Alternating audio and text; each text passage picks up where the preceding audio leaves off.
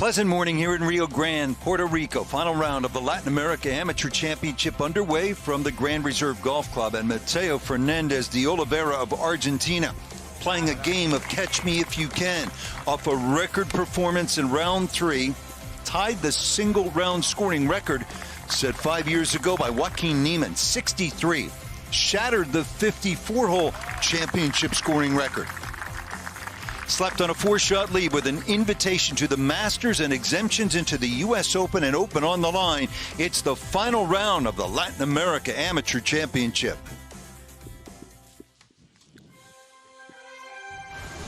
The Masters Tournament, in partnership with the R&A and USGA, proudly presents the 2023 Latin America Amateur Championship. What a beautiful place to start the new year. Island of Puerto Rico, with its colorful culture and charismatic figures through the years like Chichi Rodriguez, Roberto Clemente, Bad Bunny, and well, the vibe's good here. We're in Rio Grande, about 30 miles east of the capital city of San Juan, northeastern side of Puerto Rico. Grand Reserve Golf Club. Opened 2006, it was designed by Tom Kite. Plays to a par of 72, and today at 7,148 yards. Possibility that the winds may shift directions, and we could see a little bit of rain. But for now, it's ideal.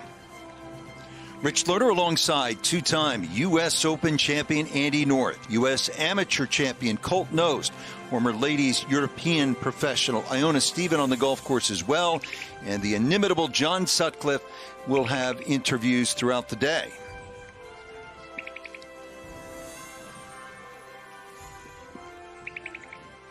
And the final group is at the par 5 ninth. And the lead, which was 4 to start the day, is now 3, as Luis Carrera is 3 under par on his round without a bogey. And here he is, and Colt is down there. Just a beautiful start for Carrera. Really putting the pressure on de Oliveira. Perfect tee shot here, has 265 to the hole, 245 to the front. Boy, Colt, they've given them a terrific hole location way in the back left-hand corner. Yeah, this is a fun one. You can really feed it in there. This is on a really aggressive line. Not sure if it's enough. Gets a nice bounce, though. What a great eagle opportunity from about 20 feet, 25 feet from the back fringe. What a shot. Yeah, they're fired up, and there is the leader. He's a senior at the University of Arkansas. He was the second highest ranked player in this field, 34th in the World Amateur Golf Rankings, has had a decorated amateur career across the Latin America region.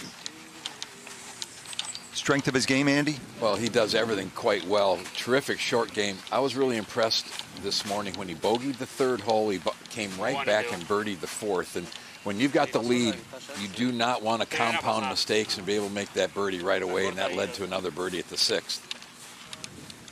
Early look at what he's done so far. First hole of the day. It's a nice way to get out of the gates with a 4-shot lead. Just like yesterday.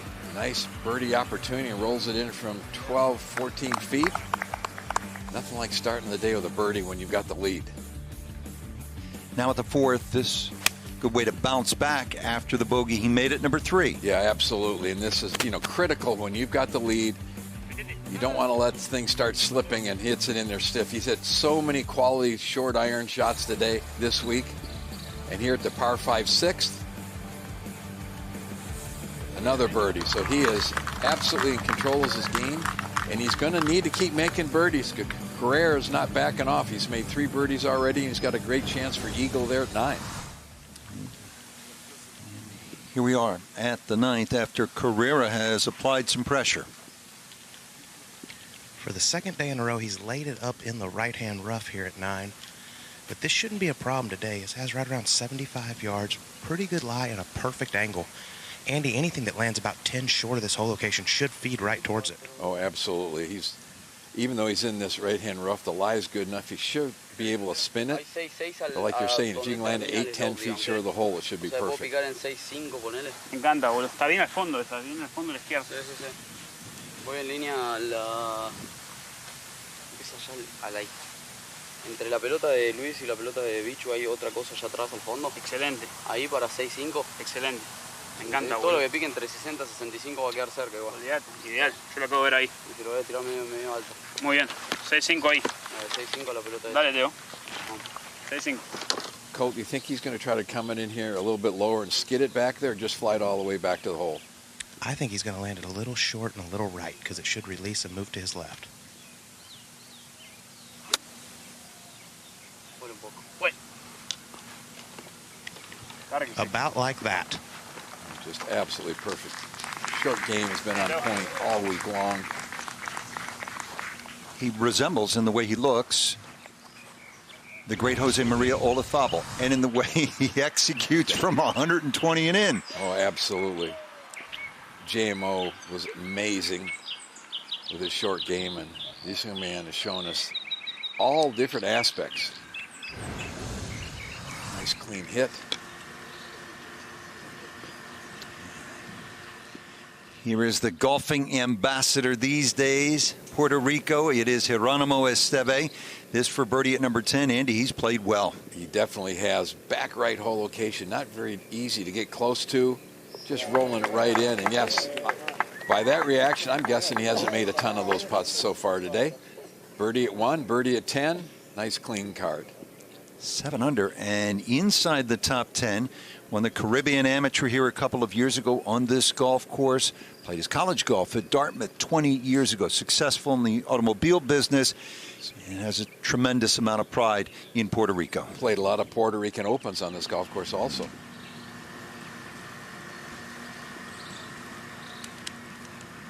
Back to the 9th now, and Colt, this good-looking young player out of North Texas and Argentina, Vicente Marcilio.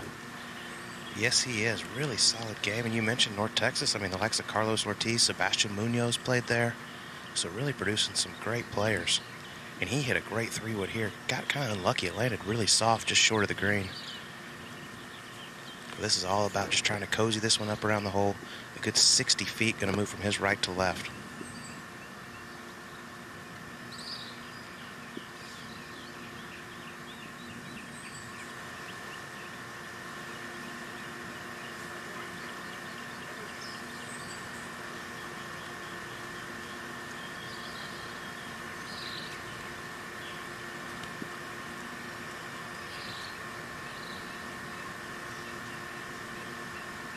He's currently 15 under, 5 shots back.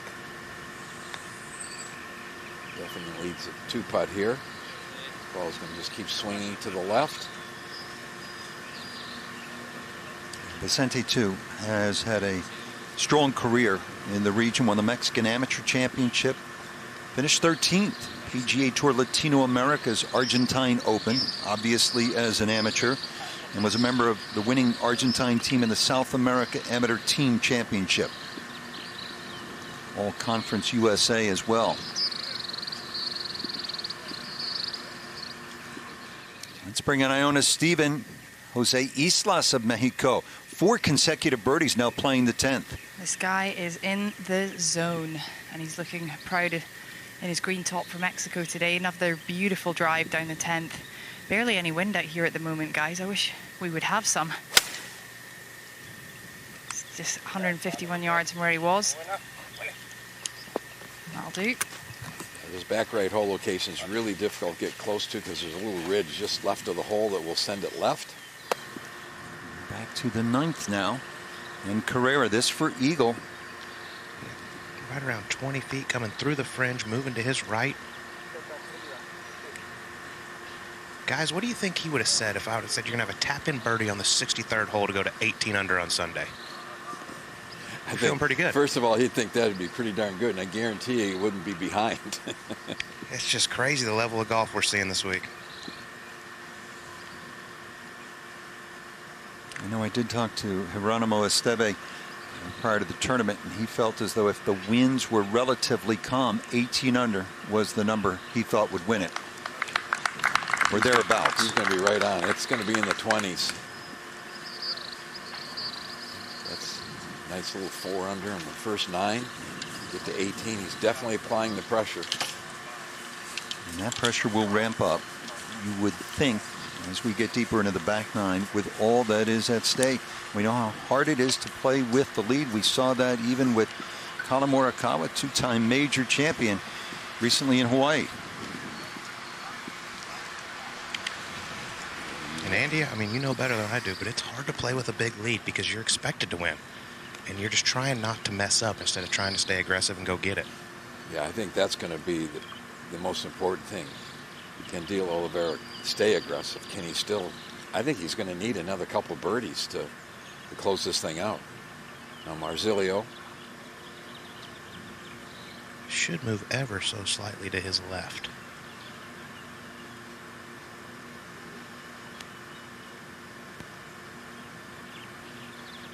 A nice putting stroke. He's made an awful lot of putts this length this week. Technically very sound. That just went left immediately.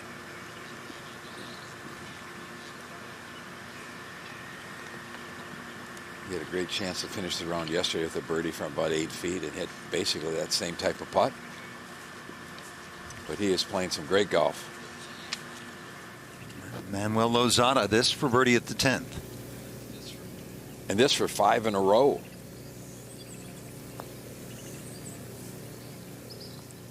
Oh, Look yes. at this. He is rolling. Manuel Lozada. He is currently 5th. Also at the University of Arkansas. Now, the Razorback de Oliveira to get to 21. Walking it in. We had a great view from behind Colt, and the ball never left the center of the hole, just rolled in perfectly. Impervious does it his way.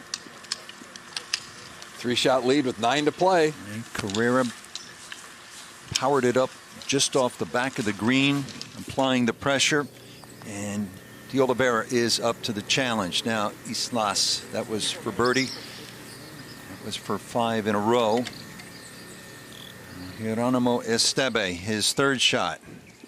This isn't going to be the easiest pitch in the world. He's got to take it up over this ridge, then it goes downhill toward the hole location. That was judged absolutely beautifully. About 7 of the 9 from Puerto Rico made the cut. Most players in the field of any country or territory.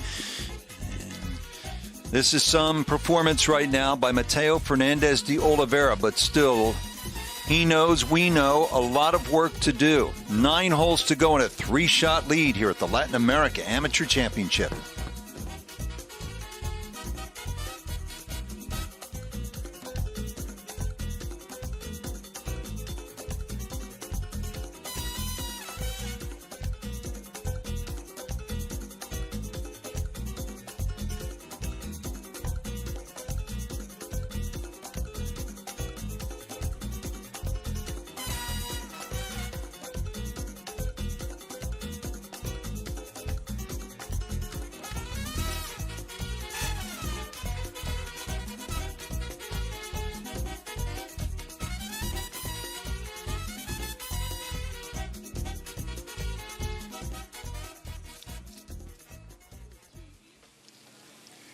Let's get over to the short par 4 12th. They moved the tee up, making this 312 yards. Holes cut in the middle of the green today. Penalty area down the left-hand side. Good tee shot. You can knock it on.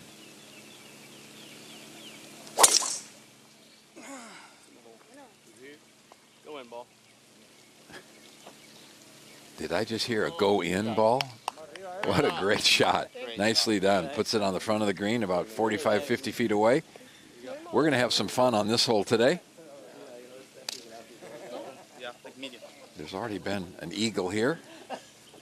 But if you hit it a little bit left, you can make a very quick bogey.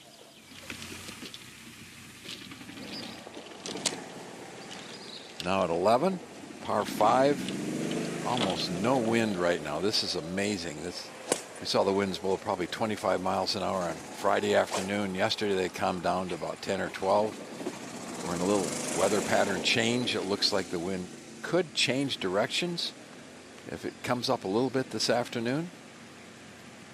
Good tee shot down the left-hand side of the hole really sets this hole up for a birdie, maybe an eagle.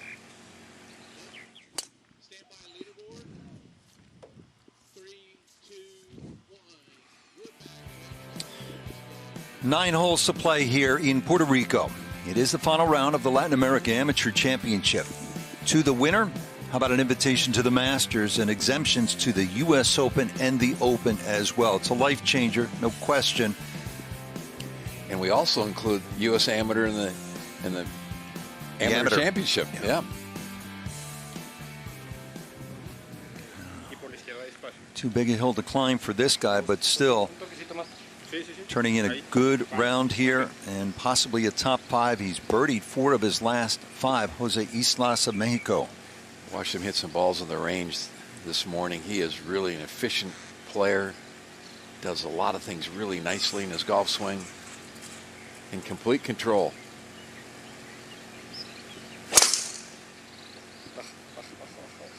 He's only made 3 bogeys this entire week. Islas had the 54-hole lead at the South America Amateur last week. In Ecuador, shot 77 in the final round, ended up tied for 3rd. Always a learning experience. Our last couple of featured groups, we've all gotten to know and love Julian Perico of Peru, been a consistent contender through the years. Manuel Lozada, we just mentioned. And now here is that final 3-ball. De Oliveira, Carrera, and Vicente Marcilio, all 3 seasoned players on the amateur circuit, primarily in South America, but as well, they've gotten a taste of it certainly in the U.S. and even to a degree in Europe. For the first time this week, absolutely no breeze at all at 10. Andy, you beat me to it. It is a dome out here right now. And with the green still relatively soft, you're going to have to continue to be aggressive on this second 9.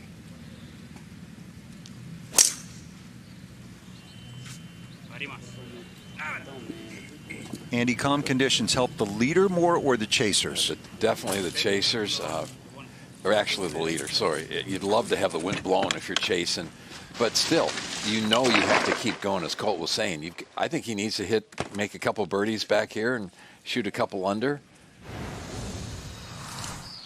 From behind, really nice position at the top, gets the hips and legs going early, nice angle of attack.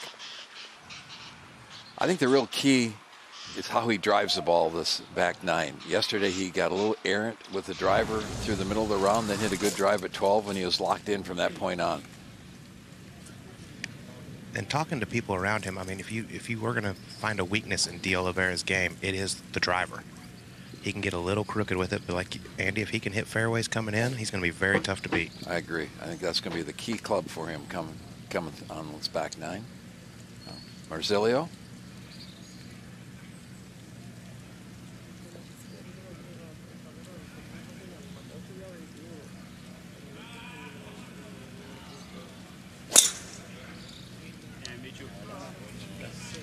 Quick pickup at the tee, seems to like it.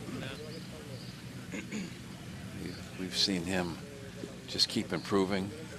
Finished a shot back last year. He gets a little stronger, he might have a chance at the next level, Andy. He's organized, thinks well.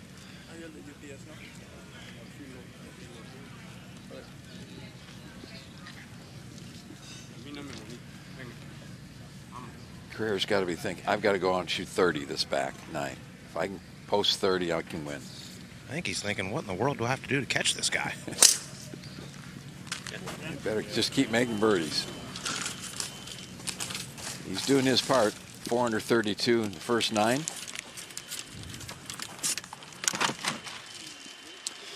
Well, Andy, you know this championship would not have been possible without the support of the 3 major organizations. It is their constant mission to elevate the amateur game in every region of the world.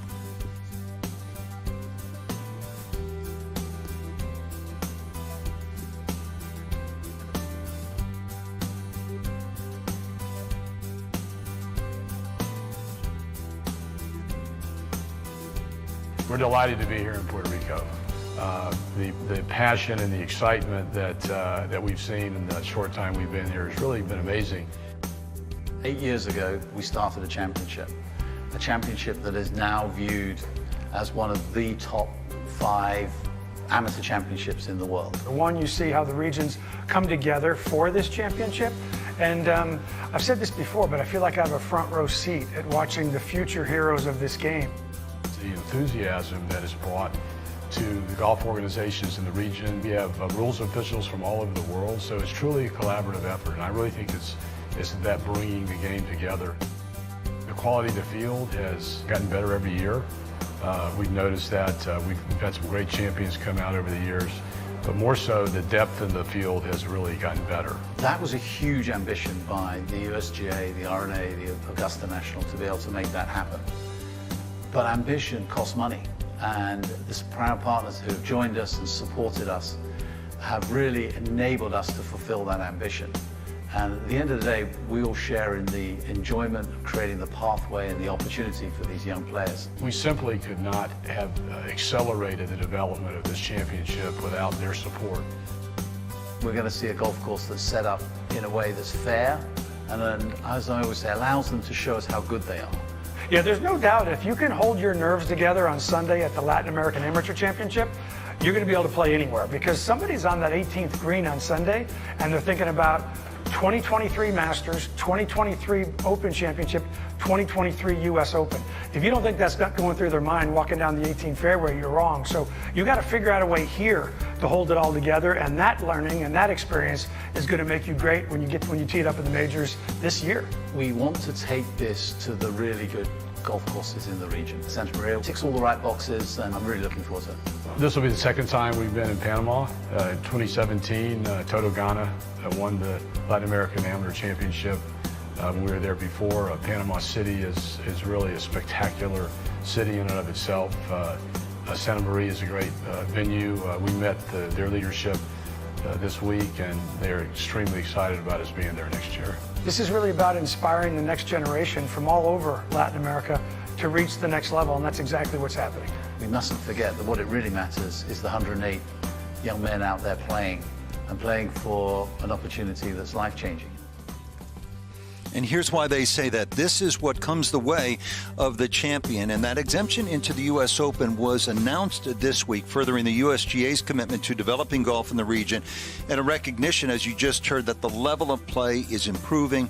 The winner here will be worthy. Carlos Ortiz, or rather Alvaro Ortiz, won the LAC in 2019. He made the cut at the Masters. Aaron Jarvis made the cut this past summer at the Open at St. Andrews.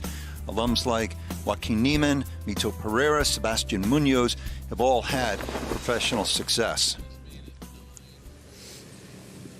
And as we make our way down here at the 10th fairway, Mateo Fernandez de Oliveira is 9 good holes away from changing his life. Ball sitting down a little bit in the left rough, could come out a little hot. Has 164 yards, needs to err on the short side just a little bit, wanting no part along here.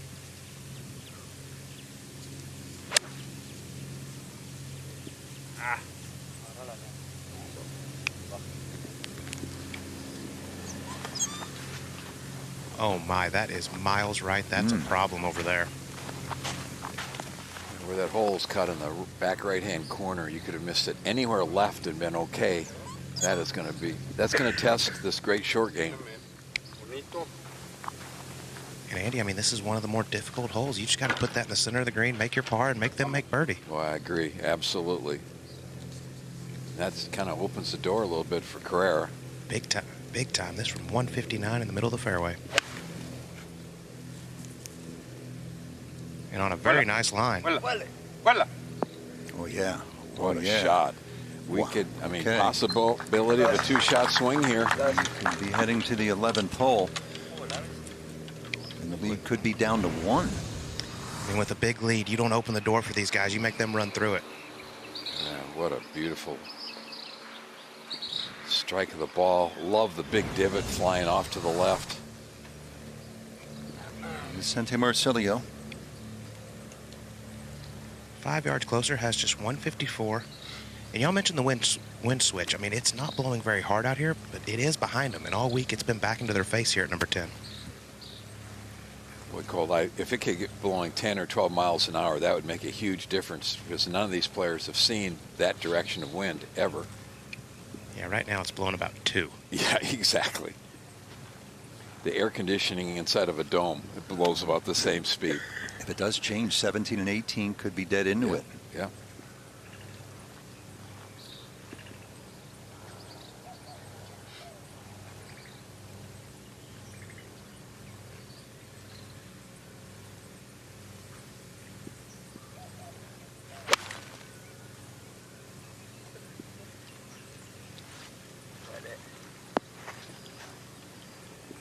Not exceptionally pleased with that, but that's where you have to miss it on this hole. Head to the 11th. Manuel Lozada and Iona's there. Cracking drive for Lozada, 202 yards.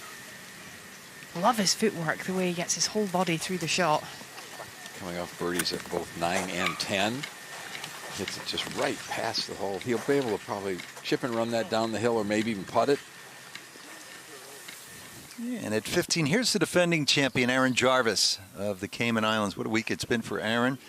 His brother Andrew also made the cut, a couple of years older. And Dad Robin is out here.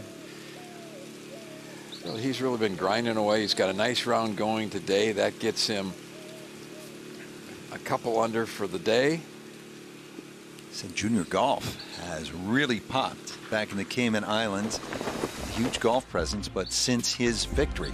Dominguez was in the banking world, our first ever champion. He's since gone professional, playing PGA Tour Latino America, as is Paul Chaplet, who was kind of a long shot from Costa Rica.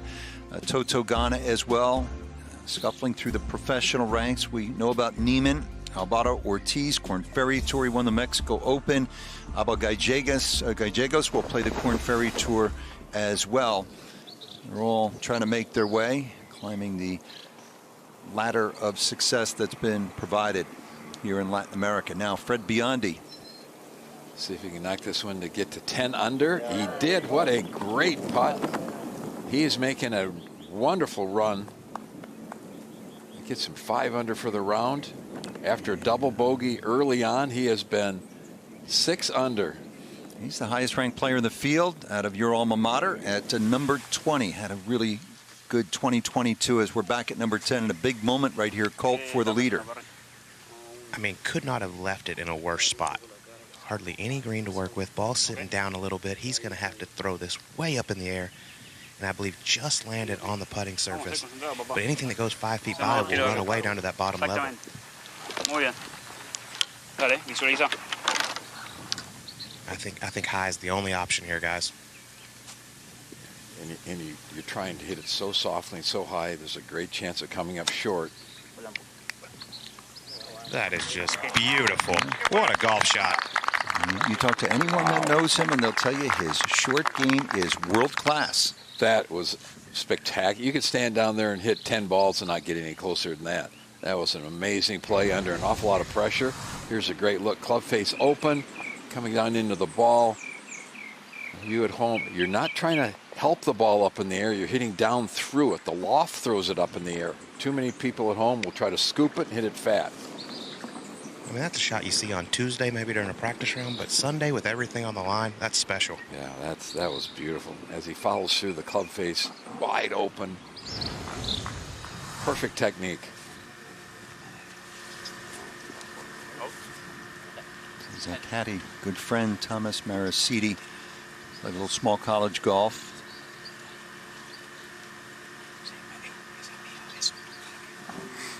Yeah, that'd be a nice birthday present.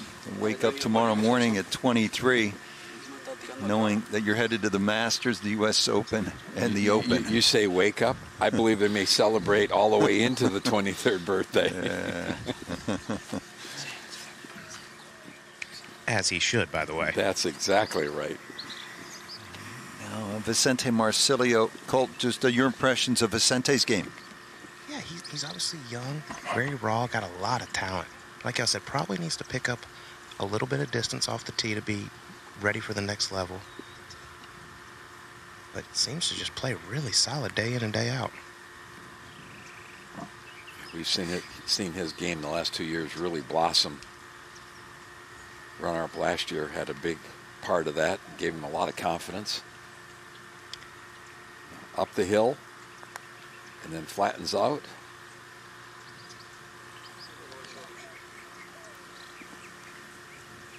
green speeds, probably 10, 10.5 in the stent meter. The players really like it. You can be aggressive without worrying about the ball running away from you. All right, Lozada now at the 11th, is par 5. Just through the back of the green a little bit, and he's opting for the flat stick. He's going to putt this down the fringe. Just trundling along nicely. Go on. Oh, look at this. Are you kidding me? Yeah. He is absolutely on fire. Birdie, birdie, eagle at 9, 10, and 11 with a potential birdie or eagle coming up at 12. That gets him to 13 under. It's a guy who has rebounded, had a motorcycle accident and broke his ankle. He's back with some bounce in his step. Now, this par putt for De Oliveira. This would be an up and down of a lifetime. Boy, he's going to be floating over to the 11th tee. Yeah, not a lot of emotion. He's in complete control of what he's doing. Wonderful up and in. 3 under on his round today. Islas, birdie putt at the 11th.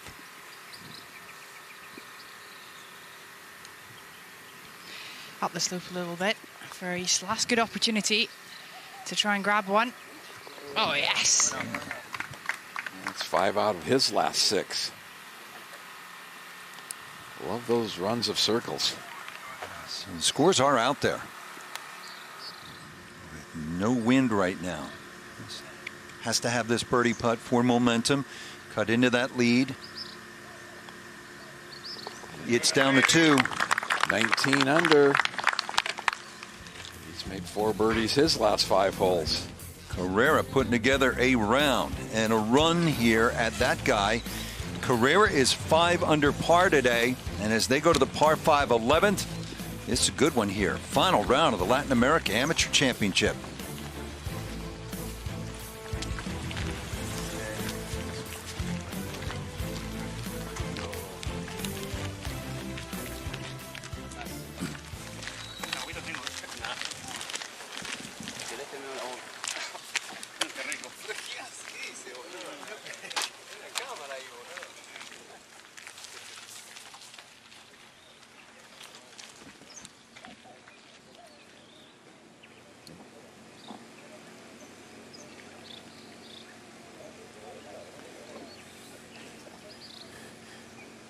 Our last group has quite a long walk between 10 and 11, a couple hundred yards.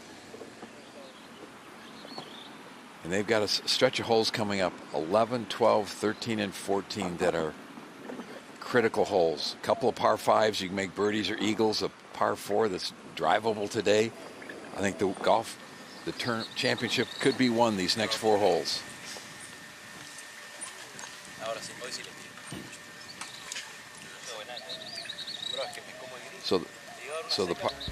Here is the 12th hole. They've moved the tee up a couple of tees. Hole's going to play at 312 yards today. Big deep bunker just short right of the green. Obviously the problem on the left of the Pendley area. We've seen some terrific tee shots here, knocking it on the green. Fred Biondi just hit it on about 12 feet and made it for eagle. If you hit it over this green, it goes back down into a little low area. That's going to be a tough up and in. So we could see some excitement here. A poor tee shot could lead to a bogey very easily.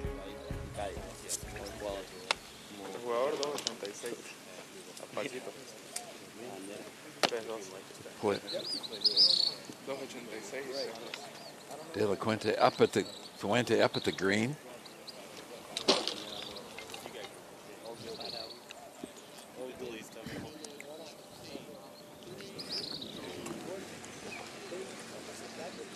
Lead group, par 5 11th hole here at Grand Reserve in Puerto Rico. Final round of the Latin America Amateur Championship.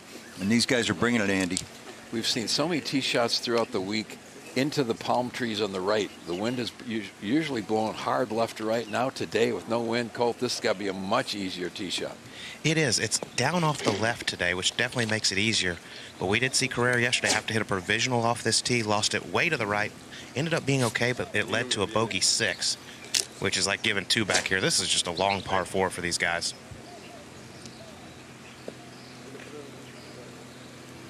He's got to be feeling awfully good about what he's doing. Birdies at 4 of his last 5 holes. He's putting a little bit of pressure on our leader. He's doing all he can do. Really nice look. Looks like he's aiming it down the left center of the fairway.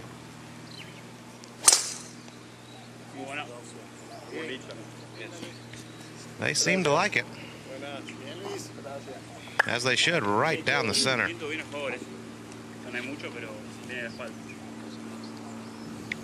We'll have no problem getting home in 2 from there.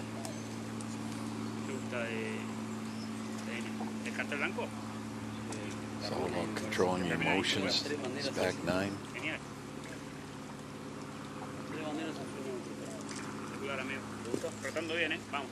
Like you said, the driver is probably the key to Mateo's game the next 8 holes. Yeah, and one thing I've noticed, he's just staying in his own world. He's really not paying attention to what's going on with the other guys. When he finishes a hole, he's walking towards the next one, just kind of focusing on his game. He knows he has to keep making birdies. I was going to say, he might want to take notice because Carrera's coming. But if you're in this game at this level, Andy, you love this. You want the best competition, and if you don't love it, then you're not going to succeed. This is why you hit all the balls, to put yourself in position where you can be nervous. There's no better feeling in the world than the nerves that come through you, and then having the ability to control them and focus them in the right direction. There's nothing wrong with getting nervous. It's how can you deal with it? How do you focus it? How did you do it in winning your 2 U.S. Opens? No clue. No, I think, you have to embrace it. I think that's the most important thing. And 2, I learned to slow myself down. This is going to sound crazy, but I used to actually practice walking slower, that you knew you could get into that rhythm when things were getting a little bit crazy. Andy, that's a great point. I learned something from Joe Scovern, former caddy of Ricky Fowler. When Ricky was in contention, same thing. He would get to walking fast. Joe would always, on Sunday, walk in front of him, and Ricky wasn't allowed to pass him. That's brilliant. I mean, seriously, because it's amazing. You get walking too fast, everything else speeds up, and then you're in a lot of trouble. Slow walk into the fast lane of golf. If he can close.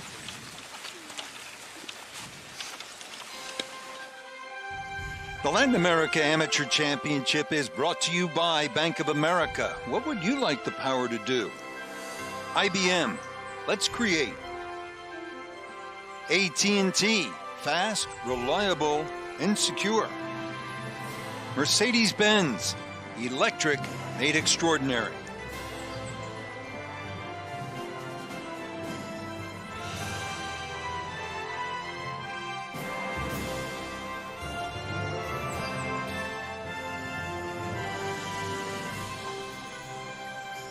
Here's a look at our current leaderboard.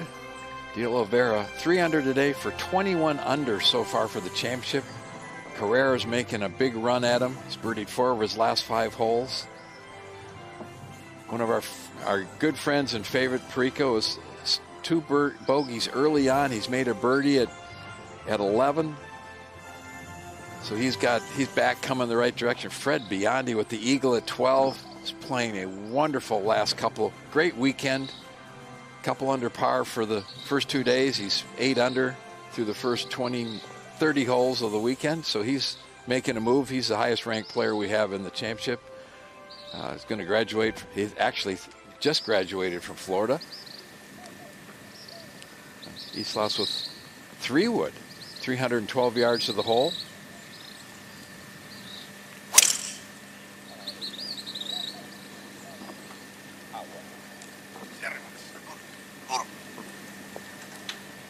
If you happen to put it in that bunker up near the green, it's not too bad. But if it's the fairway side of the bunker, it ends up being a very long bunker shot.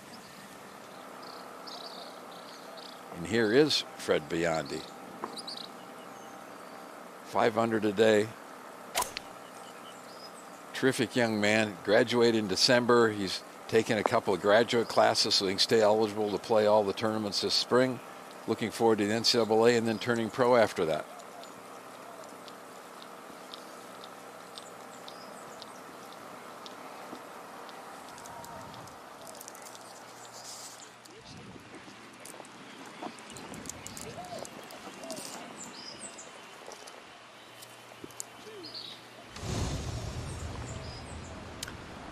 We're in the town of Rio Grande on the northeastern side of Puerto Rico, 30 miles east of the capital city of San Juan. about 200 miles east of Casa de Campo in the Dominican Republic, where we were a year ago. Puerto Rico, U.S. territory, and the weather for the moment very good, and it's been nice all week.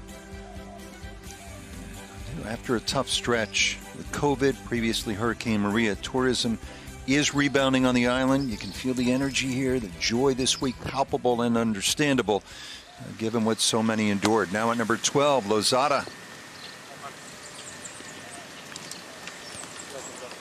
Obviously a very difficult shot, long bunker shot. Had to get up very quickly because of the lip that was in front of him.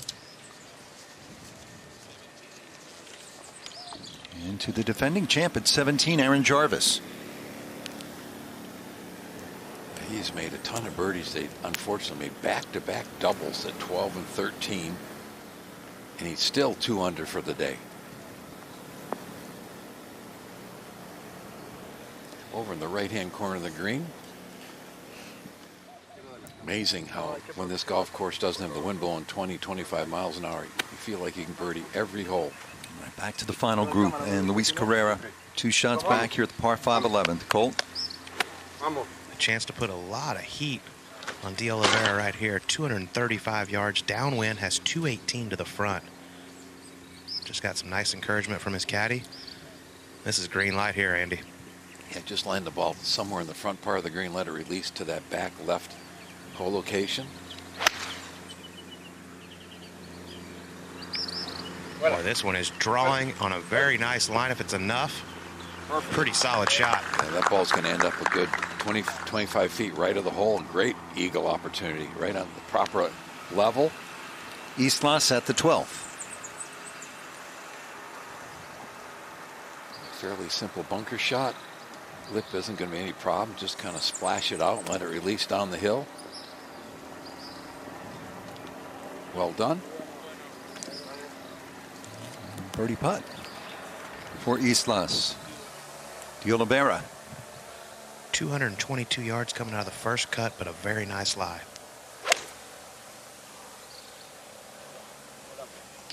This is headed a little right, needs to go. Coming in that high, could it have buried? It did not. I can see it. It's sitting fine, Okay, but it's going to be a lengthy bunker shot.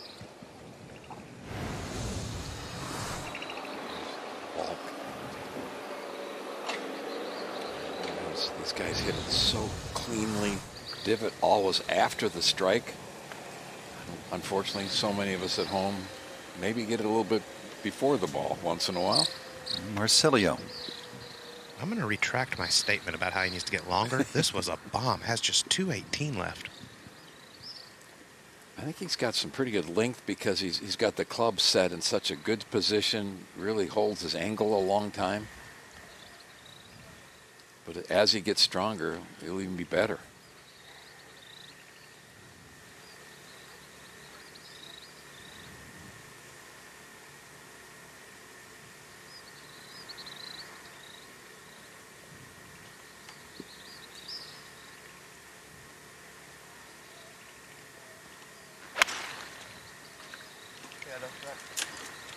Had some really nice audio to it.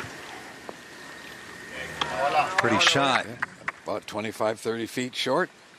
It's got such nice rhythm. It just looks like it's effortless.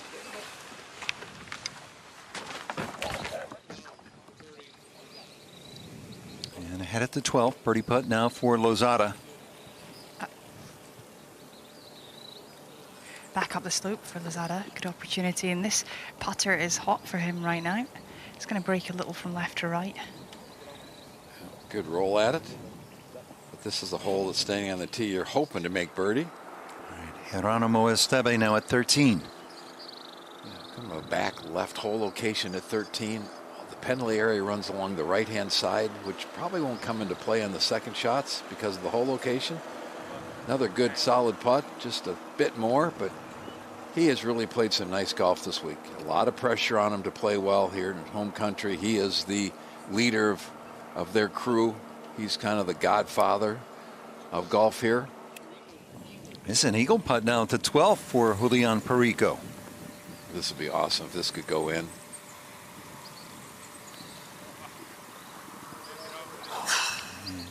Easy birdie for Julian. Going to do another good finish here at the Latin America Amateur Championship. That gets him back even for the day and 13 under for the championship. Those 2 early bogeys. And now at 17, another great example of how this championship inspires youngsters. Iadu Urs of St. Lucia. Ready for this? He shot 95-93 3 years ago in Mexico at this championship. Last year, with shots like this, he made the cut and finished 34th, made the cut again. Obviously this week, plays college golf in Ohio, said his success has jump-started golf in St. Lucia. And you'll love to see it. Now Islas for birdie at the 12th. Great stories, and the fact that there's so many of these players that have played now in multiple events. Games growing. You get other people seeing your success. That helps. It's fantastic. You get a taste of it. You know, even shooting 95-93, and you see what good competition looks like, and you know what you have to work on. Yeah, you go home and say, man, I got to get better. All right, another big spot in this final round here. Colt. He's going to put that short game to the test here, but honestly, the situation's huge. But normally this shot would not be that difficult. He's got the wind helping him, the green running away from him, so all he really needs to do is land this several feet on the green, and it should just chase out. We've seen a ton of great bunker shots this week. The sand is very favorable to play out of. Ball sits nicely. Another really nice shot. I think that stopped a little quicker than he would have thought. He is so impressive around the greens, guys.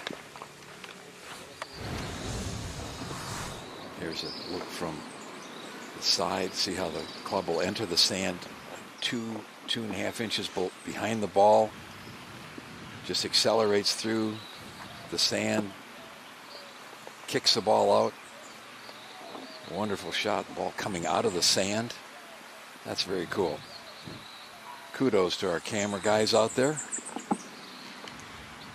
Andy, that's just one of those at this moment in the game. I mean, it's so easy just to bail out and decel on that and leave it way short. Yeah, he did a nice job technically on that one. Fred Bionti to get to 11 under par.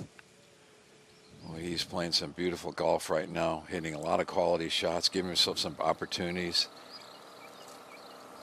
Easy par. 13 is the most difficult hole in the golf course through the first 3 rounds. He's now headed to the easiest hole in the golf course, a par 5 that he can reach very easily. Hopefully another circle or double circle at 14 for him. Jarvis at 17.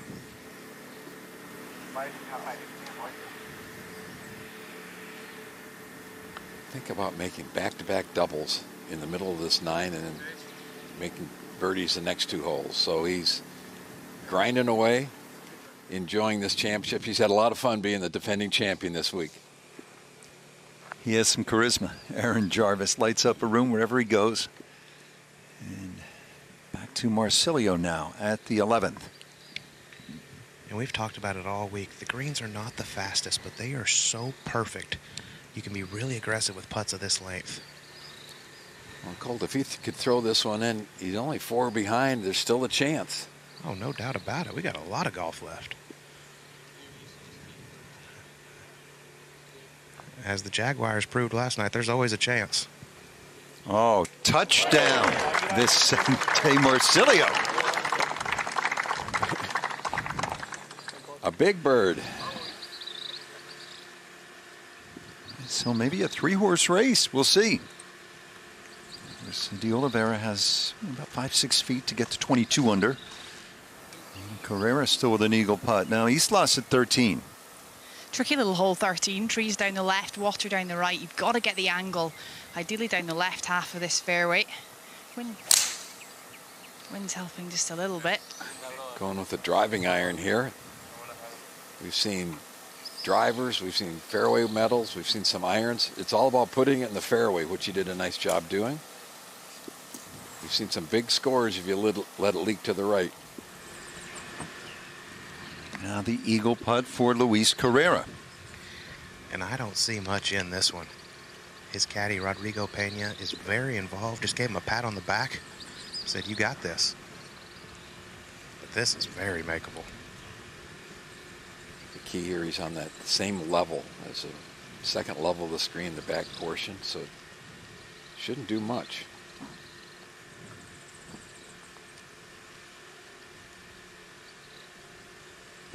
Good that looked putt. good. That really looked good. I mean, that thing was almost dead straight. Tap in birdie. You love those. I mean, he's just keep applying the pressure. He's playing today. He's 6 under par for his round. And at the moment, one back makes this the 6-footer look a bit longer for De Oliveira. He's applying the pressure. And Andy, one thing I always notice under the pressure is, you know, these putts tend to be, maybe you're a little conservative. You're not as aggressive with your speed come Sunday as maybe you were on Thursday. So I'm interested to see how he hits this one here. If he knocks it in with some authority, I think it'll be a good indication of where his nerves are at. If you look at his stroke, technically it's really solid. I like how he keeps the putter really low on the backswing. Very relaxed with his hands and arms. Just right in the center. He has got so much confidence with the short stick. Bring it on. Yeah. Wait a second. I'm 6 under par, and I've only caught him 2 shots through the first 11 holes. I said, this guy reminds me of Canelo Alvarez, the great Mexican boxer, the way he's built, rugged. These two are slugging it out right now. This is pay-per-view special. Now, Urs at 17. So we saw him hit his tee shot about 50 feet away, rolled it up to this point. There you go. That away. Every putt means something to somebody, right? Plays college golf, small college in Ohio. Yeah, bringing it. He said the Latin Am has been an amazing learning opportunity. To think. Now the short 4 here at the 12th. You pull off a great shot here. Possible eagle. We've seen 2 or 3 of them already on this hole. Dead calm, 312 yards. If you can carry it, it's about 295 in that area to the front part of the green. Most of these players can do that easily. I would say all 3 of these guys, Andy, can definitely get there. And what wind there is going to be off their right. Very narrow up there short of the green if you're trying to land it short and run it up. It should kick down toward the penalty area on the left. And I'll say you never want to be behind in pace of play, but they are just a hair behind. But the good news is the green is cleared, so they don't have to stand here and think about it. They can just get it going. Really good point. Nothing worse than you've got it going and you sit there for 10 minutes waiting for guys to fiddle around, or you see a guy dropping his ball around the penalty area and a lot of bad vibes sneak into your head.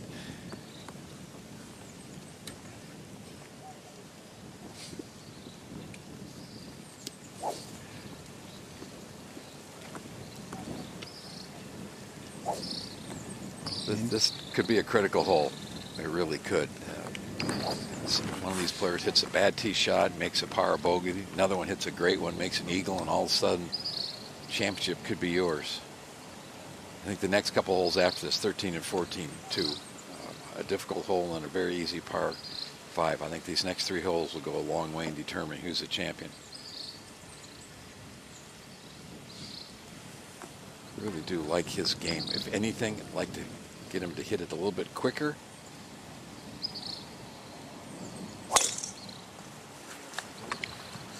Oh, he's lost this one way right. This is headed over towards the cart path. He hit the exact same shot yesterday and ended up making bogey on this hole. It is on the cart path.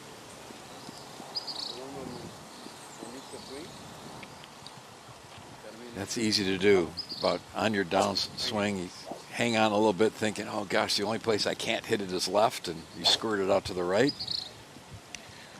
Well, as you know, most golfers have great memories, and both Carrera and De Oliveira hit beauties here yesterday.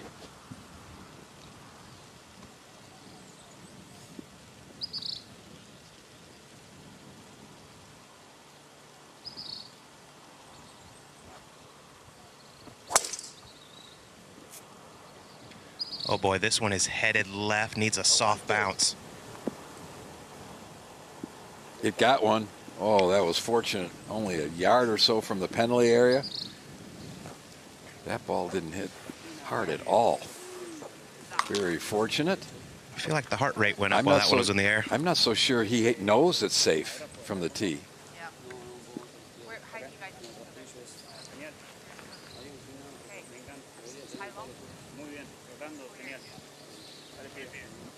Now de Oliveira. He drove the ball really a little bit scratchy in the middle part of the round, and then he got up here yesterday and hit a bullet right in the middle of the green. This one is hammered and is right at the hole. Oh, what a sensational shot that is. Easy, easy, easy, easy. It goes down. All right, it stayed there. Another foot or two, and that ball goes down off the back of the green. What a tee shot by our leader. We've seen some good ones this week. That may be the shot of the championship so far.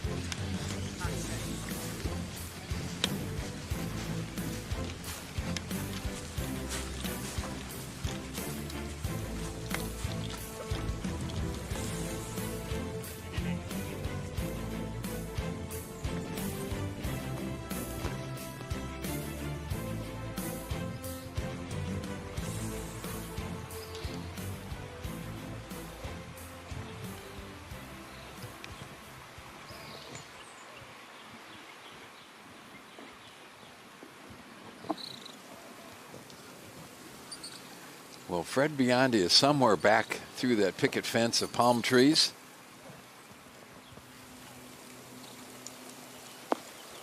And he knocks it on the green. How in the world did he get it through all that mess? What a shot. About a 30-footer, 35. He's loving it, laughing. You got to absolutely love that. He said, yeah, I pulled it off. I cannot believe I pulled that off. What a great reaction.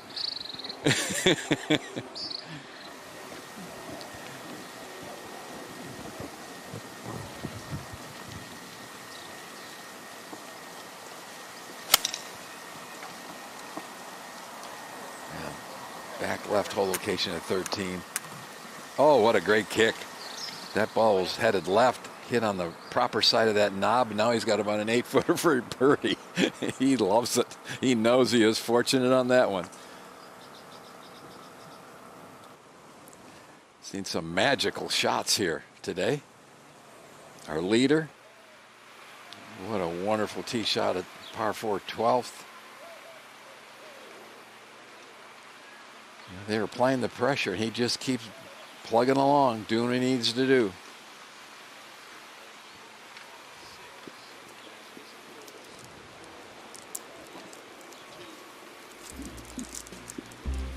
Grand Reserve Golf Club has hosted and continues to host the Puerto Rico Open early March on the PGA Tour, won by the likes of Tony Finau and Victor Hovland.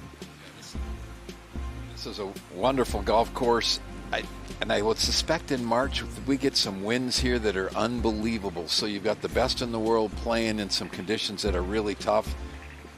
Beautiful look down.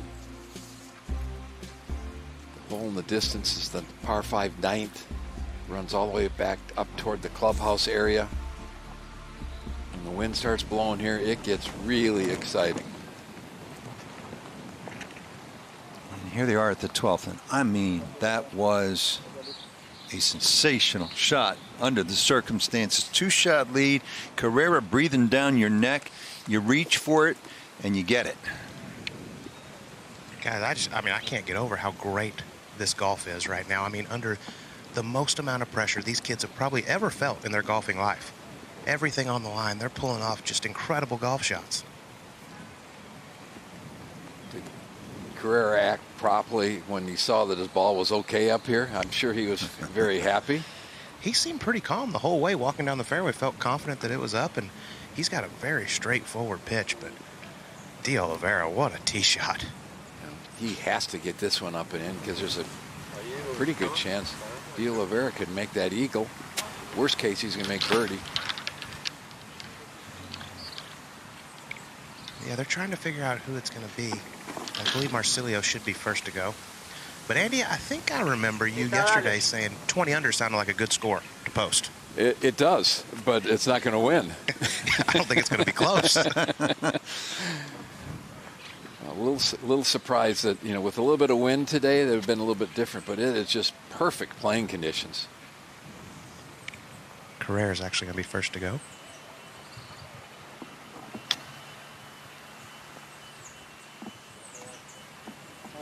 It's really good.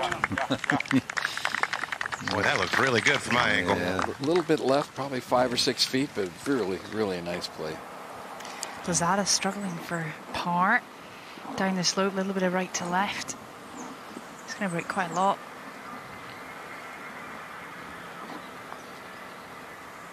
Down she comes. Oh, yes. Use it all, use it well. What a great save. Different Arkansas hat on yesterday. One yesterday had pigs across the top. Redshirt sophomore, he's going to have a nice finish to his career at Arkansas. Fernandez, or rather Marcilio, excuse me. Took a drop from the path, has plenty of green to work with.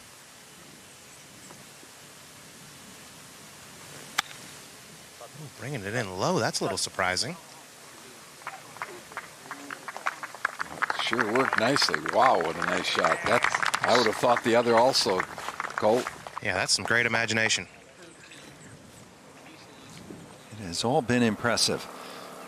Jose Islas to get to 15 under. Great kick on the approach shot into the green. Shouldn't be any more than just inside left center. Oh, we got it going right. Yeah, disappointed after a wonderful bounce.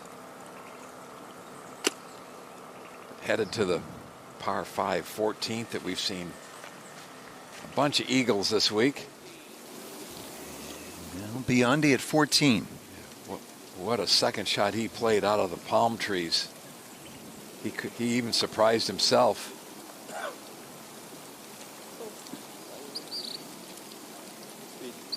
Just drifting off to the right, but should be a pretty simple 2-putt birdie. He's having a really nice weekend. That'll be for 9 under for the weekend. And here we go, Colt. This enormous moment right here. This for Eagle. Chance that he could walk out of this hole with the 4-shot lead where he started the day. Yeah, you're exactly right. Just a huge moment here. Coming down the hill, no more than 8-9 feet. Just a great opportunity for a 2.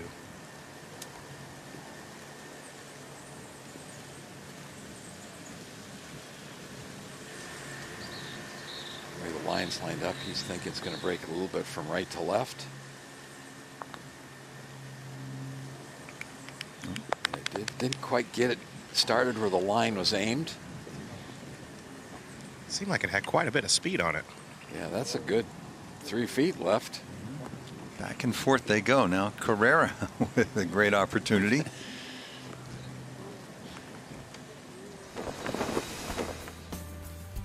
And here are the teammates from Arkansas. Got to give Preco a lot of credit. He helped recruit these guys.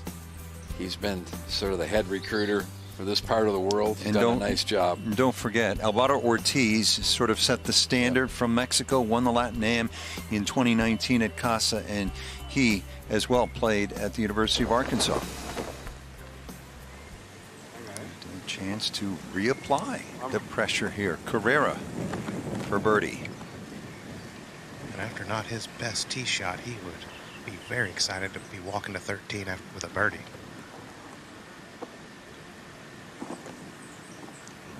Ouch.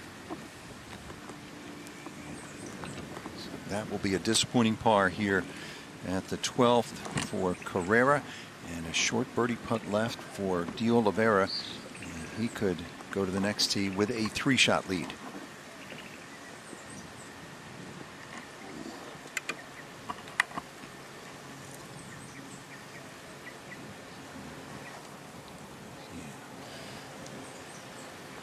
Marcilio.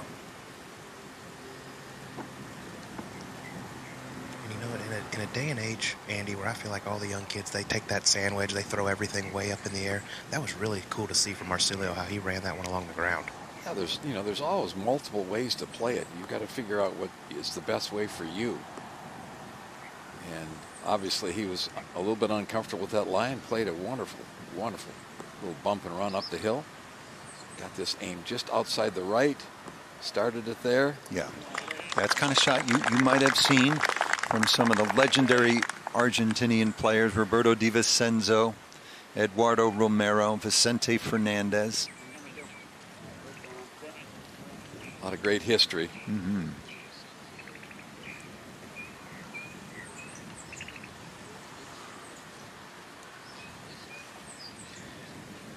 D. Oliveira's got to be thinking, why did I not just cozy this thing up there? Exactly. It's like, what did I do? Now I've got to work. Interestingly, he had the line aimed on the longer putt, but didn't have the line on the shorter putt. De Oliveira is 5 under on his round today and has that lead back up to 3 on the hard-charging Mexican Luis Carrera, who's 6 under today. Mentioned Roberto Di Vicenzo. Roberto would have been 100 years old this year, and we will go to the Open where he won it in 1967, Royal Liverpool. Well, I had the good fortune to play a few rounds of golf with Roberto down in some of the South American and Central American events we used to play in the fall. Unbelievable talented man. I played with him. He's probably 65. He still hit it 280 or 290. Hit a driver off the fairway I will never forget. One of the nicest shots I've ever seen. He was a big man. Strong. Almost as big as you. 6'3", 6'4", long arms. I can palm a basketball, and his hands were bigger than mine. Really athletically strong, not gym strong. Key tee shots at 13. Made much easier today by this switch of the wind. This is pretty much straight downwind now. The last several days it's blowing hard off the player's left towards that penalty area. He's taking 3 wood.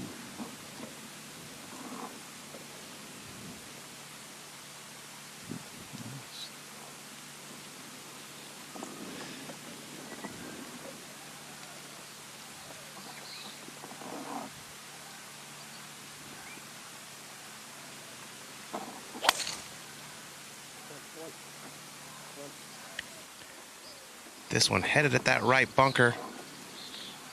Not sure if it missed it or not. It's in grass and it's safe. Okay. Stay connected to all the Latin America Amateur Championship action. Anywhere, anytime. Visit LAACGolf.com and follow the championship on Twitter, Facebook, and Instagram. Outstanding digital team on hand here in Puerto Rico. De Oliveira. He's going with that driving iron again. Yeah, he hits this thing a mile, and I would say this is the last really stressful tee shot. This one headed up the very left side. Well, if you have a club you know you can hit out there 250 or 260 and put it in the fairway 90% of the time, that's a great feeling. Unfortunately, that's driver for me.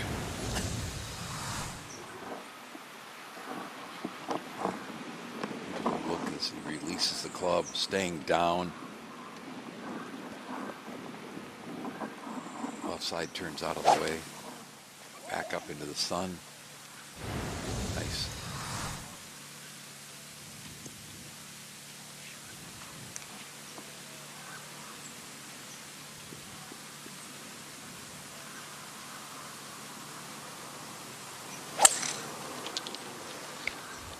Oh, Carrera's got this one heading left, needs to get down.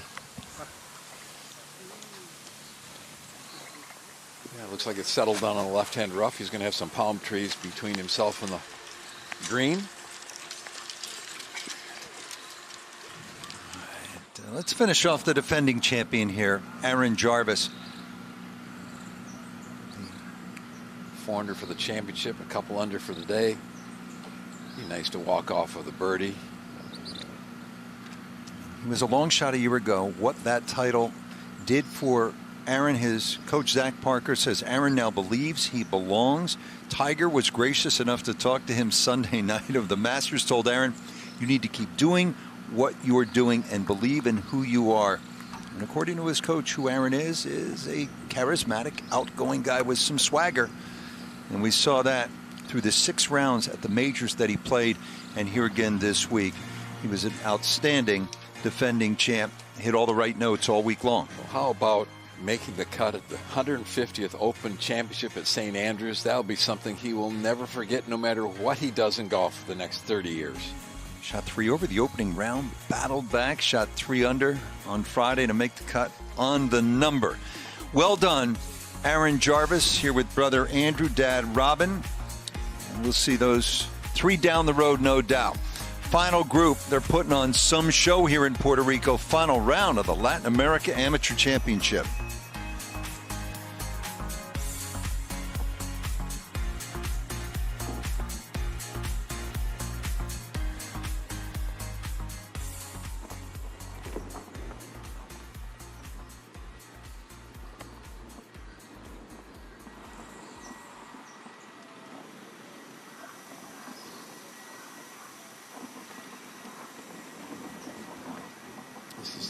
Nieves from Puerto Rico, one of the 7 players from Puerto Rico out of 9 that made the cut.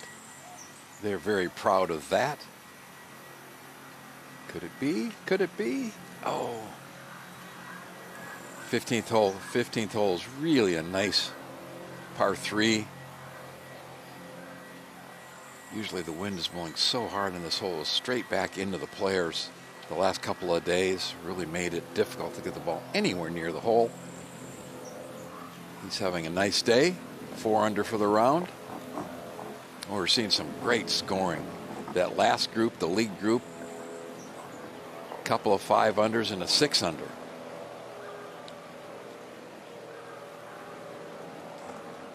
Ah, look at this crane shot. This is fantastic. This is a look at the 15th green across the water. Mountains in the background. See, it's kind of a long, narrow green. When the wind's blowing, it's very difficult to put it on that surface.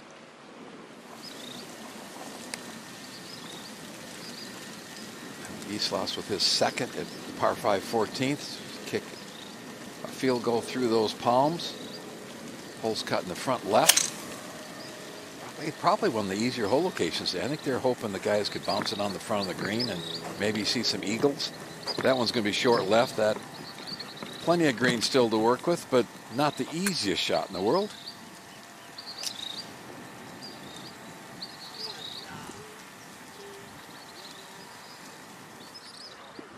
High-level golf and high stakes here, the final round of the Latin America Amateur Championship. 5 under par.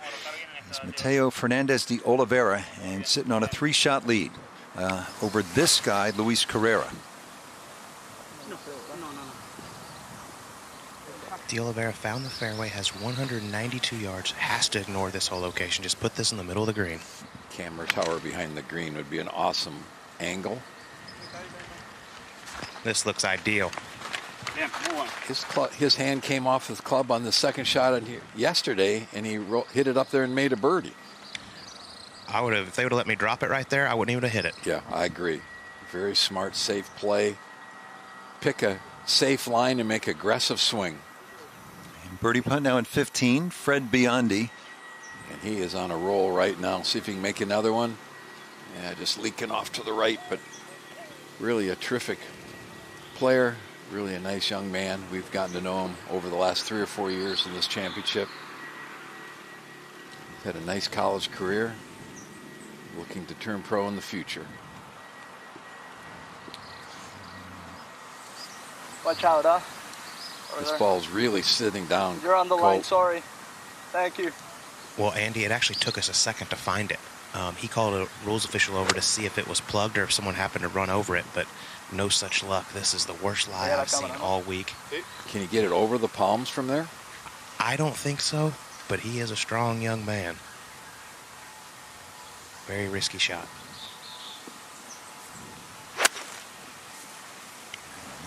The Got it up and over, but it needs to go. Full Tiger Woods treatment on that. He gave that one a full rip. That was about the same speed of his practice swing that we've talked about being so much faster than the actual. That was a good play to get it back in play. He still has a chance to save par. Let's take a close look at this. The ball sitting down. The club enters the grass well behind it, but just great speed. Divot about 18 inches long. Now Marcilio was very relieved to see that his ball was on grass. This from just over 150. Perfect angle to this back left hole location.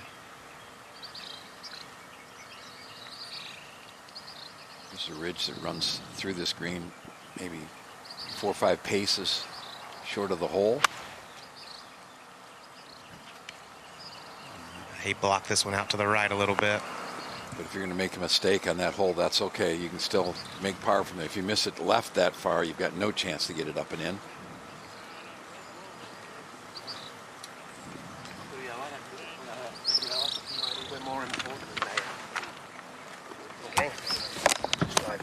Let's bring in Iona.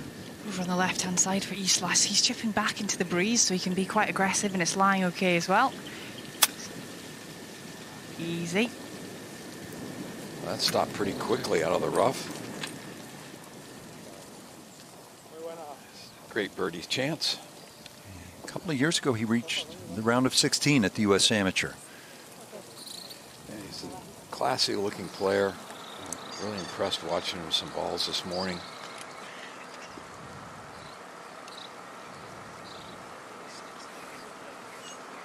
Andy, what I think is so great about this initiative is it's allowed the Masters tournament and the governing bodies to come together in a way that I don't think they previously had. When they're at their respective major championships, they're all so busy, immersed in what they're doing. Here this week, it's a little more relaxed, and they have that opportunity to kind of get to know one another and think about the big picture of the sport. Well, what they've done the last 10 years working together has been great for golf. Talking to some of the people involved the very first year when we went to Argentina, they talked about the event. They got down there. They really didn't know who was going to do what. And they got down and talked about, what do we do best? Will we do this best? Will we do this best? So they've come up with a way to use the greatest abilities that they all have and turn out a fantastic product. How about this shot, Colt? He needs to produce a fantastic product here. Got to fly it pretty far. It's going to kick right in there. Hit the hole. Wow. Really, really good shot going up that hill. Once again, with all the pressure that these guys are facing right now, to hit these shots, it's special. What I love, Colt, is they're smiling and they're enjoying the moment. Just sneaking by the edge of the hole. He's still going to have 5-6 feet maybe to save par. And when you're making birdies every other hole, it's pretty easy to smile. Yeah, that's a good point. But I think it's easier to make birdies when you're smiling. He was inspired by countryman Alvaro Ortiz winning the Latin America Amateur Championship in 2019. Said as he watched, he wanted to cry. That's all part of it. John Sutcliffe did a couple of great stories early in the week about guys who watched this tournament 7-8 years ago and decided they wanted to play in it, and that's when they took golf up. That's what this is doing in this region. Vicente Marcilio. Lengthy one here, and he's played great all week, but I just think he might run out of holes. He's a little too far back, and De Oliveira just doesn't seem to be making any mistakes.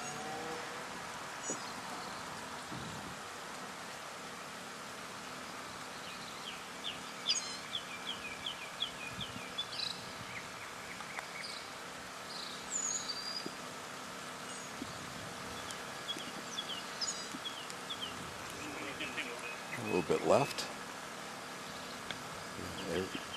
He basically has to birdie the rest of them, which can happen starting at 14.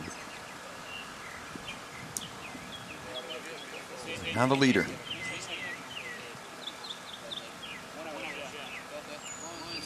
There's so much rewarded to the champion. if you can get the job done. But the problem is there's no points for second place in this event. I mean, it's all or nothing. Should be just a little bit uphill. Not a ton in it, probably. A little right to left, Colt, do you think? Yeah, I'm going to move right to left early, but gladly would take 2 putts and head over to 14.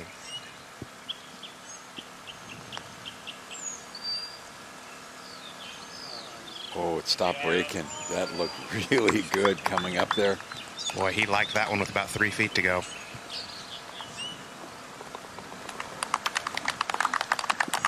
Solid. Never unhappy with the par at the 13th, which has been the most difficult hole in the golf course through the first 3 days. Now to Lozado. This isn't good. Yeah, this is plugged beyond belief. He's been in there to try and identify his ball and replaced it into the plugged lie. And he's facing a really tricky shot here. Go on. What a shot that was. Come on. Wow. Just swing as hard as he can, and it just popped out and ran right down the hill. He loves it. Hit and hope. And sometimes that's you don't that's practice good enough. those a lot. You don't just go out and plug 20 balls in the face of a bunker and stand there and blast away. That doesn't happen very often. Carrera has to have this one, Colt. Yeah, and his caddy, Rodrigo Pena, is going to win the most encouraging award. I mean, he taps him on the back, gives him a little pat on the back before every putt he hits. Just a little right to lefter, I believe. Oh. Wow, 2 in a row, guys. And so the lead is back where it started. 4 shots. First bogey of the day for Luis Carrera. Set up with a tee shot well left with a tough lie. He's got to circle the wagons and figure out some way to make a birdie or eagle, possibly eagle at 14, the next hole. Marcelio comfortably solo third right now. 4 shots clear of 4th place. All 3 of these players 5 under for the day. Islas to get to 15 under. What a great up and in from that left rough short of the green. That's 7 birdies his last 9 holes. Here's our championship leader. Genial. Genial, me encanta. Gran línea. Hay un swing neutro, boludo. Colt, it's just about finding fairways from this point in. Excelente. Vamos, Matu. A mí me gusta mucho. Dale. Yeah, this is just get the ball in the short grass. If he does that, probably 85% chance he'll make birdie. Muy bueno. Excelente, Yeah, Matu. you love it when your caddy's giving you a bueno and you pick the tee right up. Muy bueno. I don't know a lot of Spanish, but I get that one.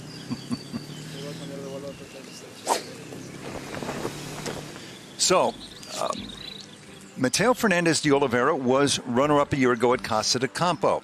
In 2017, Joaquin Niemann, runner-up. He came back the next year, final round 63, back home in Chile to win. Alvaro Ortiz, back-to-back runner-up finishes. Then he won at Casa in 2019. So maybe Mateo Fernandez de Oliveira will do the same. Colt said there are no points for second place, but there are lessons learned, no doubt. And I think about the timeless thread all the way back to Bobby Jones. What matters in this game? Love of the sport, lessons that it teaches. And it was Jones who famously said, I never learned anything from a match that I won. And so you finish runner-up, and you think about it, you make some improvements, some tweaks, you're better for the experience, you come back and get the job done. He didn't learn very much then because he didn't lose very many matches. A whole lot. Early on, though, as a young man, he did famously and fought frustration. Boy, we've had some great close-ups of the club contacting the ball this week. Kind of hitting up on that a little bit, creating a little bit more speed and height. That is a Padraig Harrington-like practice swing. Well, he used it in the last hole finally with that iron. And he smashed one here yesterday, guys, over this right fairway bunker, but today it's dead back into the wind. He's going to have to get every bit of it to cover it.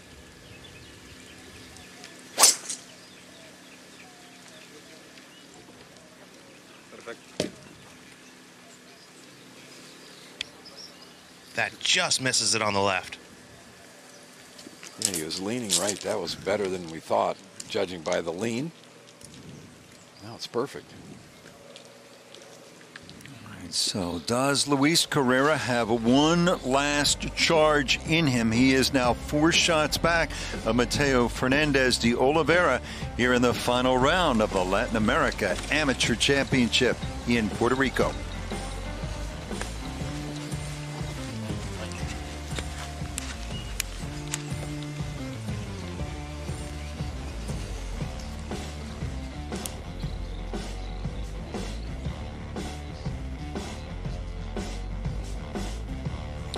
Take a look at that leaderboard. Argentina's Mateo Fernandez de Oliveira now with a 4-shot lead, trying to do what Aaron Jarvis did a year ago, win the Latin America Amateur Championship. Here is the defending champ with John Sutcliffe. Con el campeón defensor, the defending champion, Aaron Jarvis. Can you describe what this year has meant to you and the opportunities that you've been able to take advantage of? Yeah, I think the opportunities that we get to play, you know, what comes from winning the Latin America is a true honor for us, and that's why we love coming to play in this event. You know, 3 majors this year is going to be huge for whoever gets it done today, but this past year has been great. I've learned so much about myself and about my game, and it was an honor to play in 2 majors, and it went by too fast. What's your greatest memory? Tell us something that you tell your friends back home that happened to you. What would that be?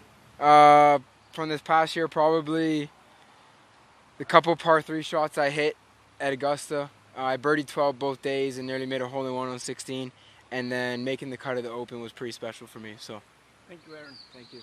Aaron Jarvis, guys. You tell that story, wouldn't you? I mean, you've been there and done it, but I mean, to make birdie at hole number 12 twice at Augusta National. You know, these are memories that are etched into your mind forever, and that's, you know, we forget so many things as we age that those are things you'll never forget. That's well said, Jim. No, I'm just kidding. Speaking of memory.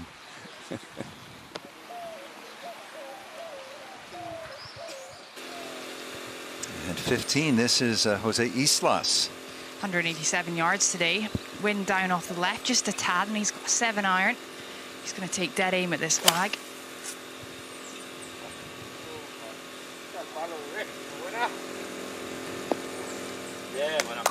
What a beautiful play. Nice, solid. And he's got such a good golf swing. He's got such good control of the golf club. And just the eye test, Andy, you can see the improvement across the board in players every year that we come here. And now Marcilio. You can see why Carrera was begging for his tee shot to miss that fairway bunker. Marcilio is right up against the lip. Just going to have to chop this one out, maybe 100 to 120 yards down the fairway. If you look at this whole scoreboard right in front of us, the last 20 players have played this hole, 17 birdies and 3 pars. Well, it's a very inviting front left hole location. De Oliveira has 241 yards to the hole back into the wind.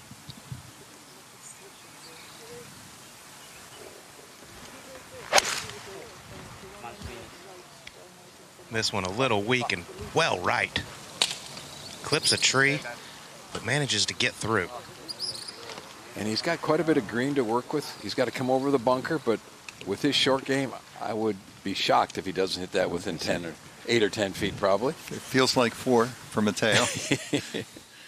It does, but in your mind, you just don't like making golf swings like that.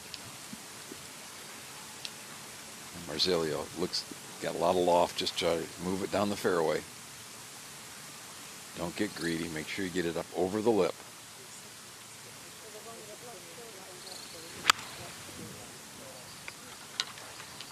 And we see that mistake so often. Fairway bunkers, players trying to advance it too far. Just make sure you get it out. That's your first goal.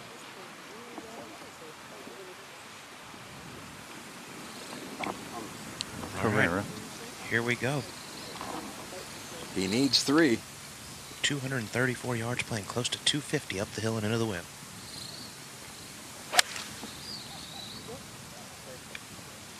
Very solid strike, just right of the hole. Needs to travel. That's a good leave. Yeah, hit a little softer than he would have thought. Thought that ball might hop up on the green. Reasonable crack at that 3. 4 back, playing the par 5 14th. De Oliveira just a bit right, but with his short game, still very much in the driver's seat here in the final round of the Latin America Amateur Championship.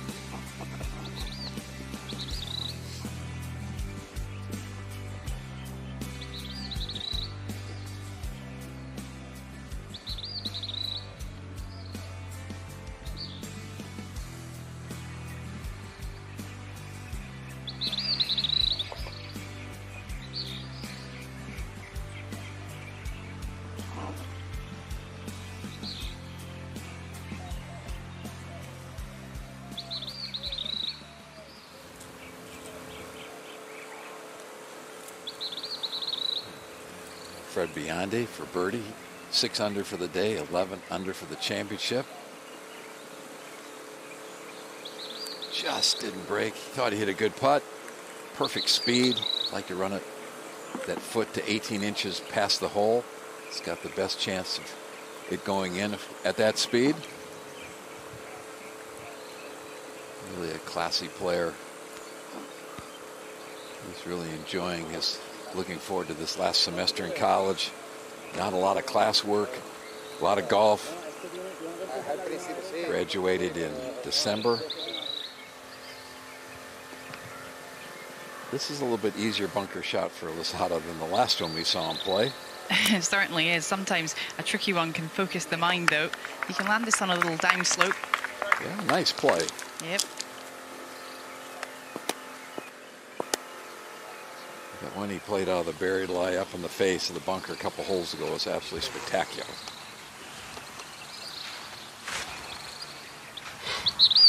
While we wait, let's go to the 16th.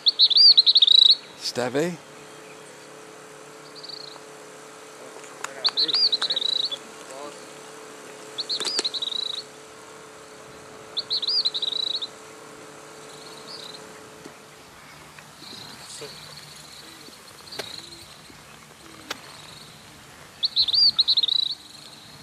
Solo third right now. Argentina's Vicente Marcilio, 5 shots back, playing his third after some trouble off the tee here at the par 5 14th. Laid it up to 99 yards, back into the wind. Do have a little bit of a backstop you can use.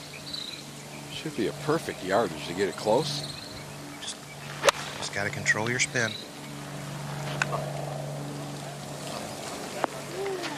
Oh, that's gorgeous.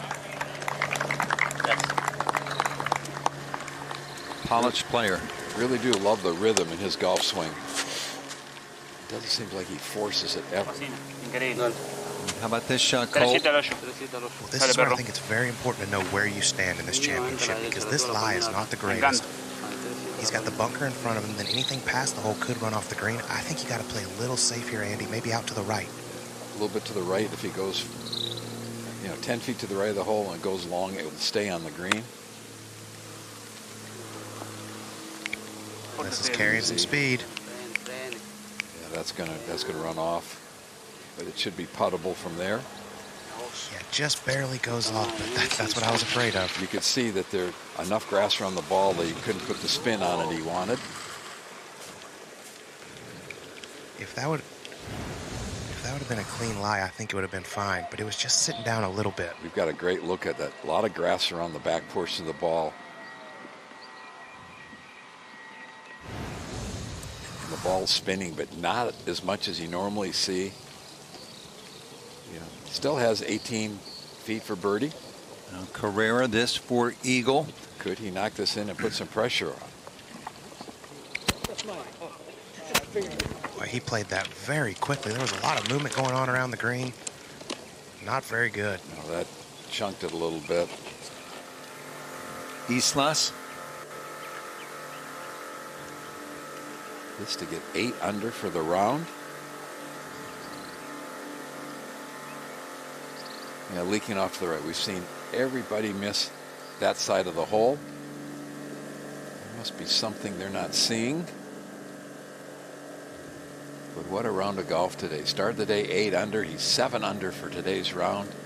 Lowest round of the day on the golf course. Now, de Oliveira back at this par 5 14th. Has to go through just a little bit of fringe, but this is, for the most part, is uphill the entire way. Pretty slow.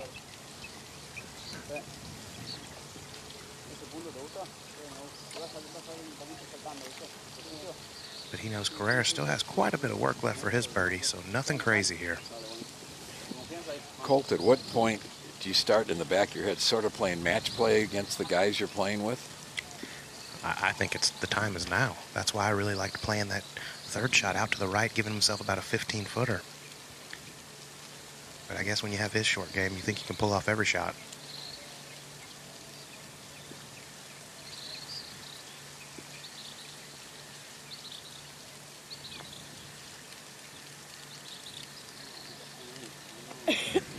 Okay, that'll be a par. And at this point, 4-shot lead. Luis Carrera with a birdie putt upcoming after a poor chip shot. And he has played well on the par 5s for the most part. Yeah, we've talked about that all week long. You've got to play the par 5 as well as he's 12 under on him, even with that par. And I said he's been keeping to himself all day, just focusing on his game, but I think now's the point. You got to start paying attention to what your opponent's doing.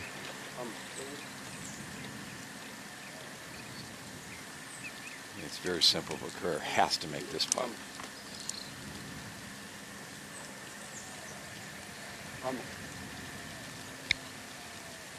I just think biggest part from a mental standpoint, just to show de Oliveira, hey, I ain't going anywhere. Yeah, that's important. And this is not an easy portion of this green from a green standpoint. The grain changes directions right about where he is. Into the green, the first part of the green, then it turns and runs left off the green. So if you can get this ball started down the green, it should roll beautifully.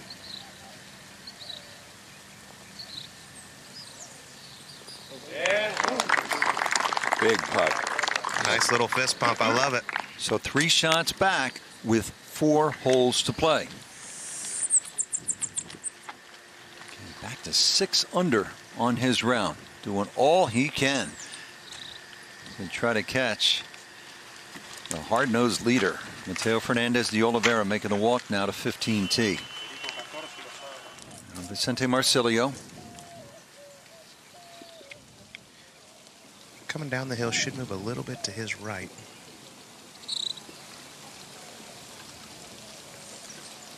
I don't particularly like the fact that the players are walking off the green. I think he still should stay there and watch your playing partners finish out. Well, line is aimed just left edge of the hole, maybe just outside, Colt. I will say Carrera is still here watching. Oh, yes, sir. Beautiful putt. Marcilio's playing beautifully today. This whole last group, 6 under, and 5 under. People ask, how do you measure the impact of the Latin America Amateur Championship? Unquestionably, as we've discussed, the level of play is getting better every year. Joaquin Niemann, Sebastian Munoz, among others, alums of this tournament. But it's more than victories at the professional level. It is opportunities to perhaps go to college in America, to work in the golf industry, to inspire juniors back in their countries. It's the joy and gratitude from the likes of Diego Olano of El Salvador. He was 9 when he watched the Latin Am on TV. This week he played for the first time, although he didn't make the cut. He said it was the greatest experience of his life, with his dad Marcelo on his bag, beaming with pride. Andy, what always strikes me, and I think you feel the same way, is that this is by far the most grateful group of golfers we encounter wherever we go covering this sport. We've seen so many of them grow up on the golf course over the last 4 or 5 years, that from being able to break 80 in the tournament for the first time to getting into contention, to have a chance to win. And the way kids change, lives have been changed because of the college scholarships that they've earned. This is a great place for the coaches to sneak down for a nice warm week this time of year and find yourself a couple of great players. You know, the Latin root of the word amateur is to love. Greatest amateur of all, Bobby Jones. I think he would have loved this. Absolutely. Here's the look at that 15th hole from that boom camera. Not much wind blowing. Really changes how aggressive you can get on this hole. And Andy, we talked about it last night, just to echo on how appreciative these kids are. You know, we had several of them come up to us last night and say, "Thanks for covering us. Thanks for following us around the golf course." That never happens. You never hear that, do you? Usually it's, "You're in my way." Yeah, most of the pros say, "Go away."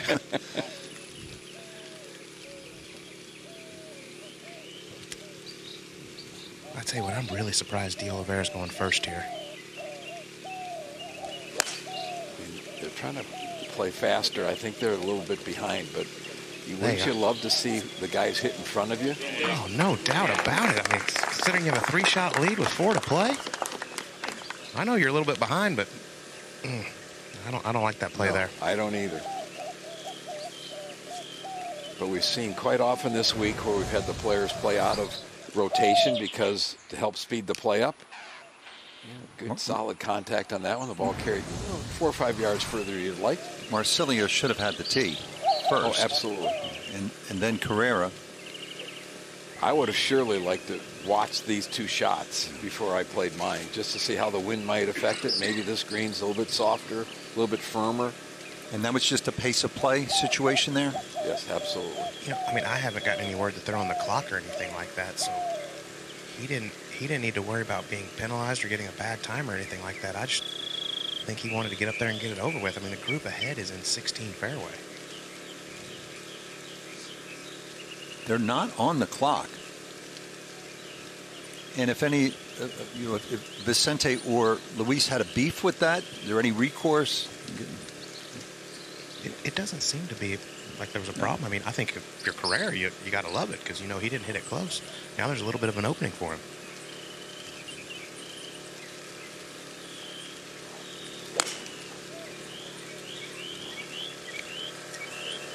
Oh, this one's pulled left, needs some help from the wind and didn't get it. Right in the middle of that bunker. Should be able to have an opportunity to get it up and in. Colt, you're right, though. Opening here for Luis Carrera. Yes, there is. I mean, very unlikely that De Oliveira is going to make a birdie here. So a chance to possibly cut into the lead once again, but not the easiest shot. No, the hole's cut on top of a little ridge. Anything a little short runs back off the front of the green, and you saw De Oliveira's tee shot hit a little bit on the downslope past the hole and just releases toward the back of the green. So you've got to hit an absolutely perfect shot. It's probably a 15-foot landing area to have it stay on that top of the ridge.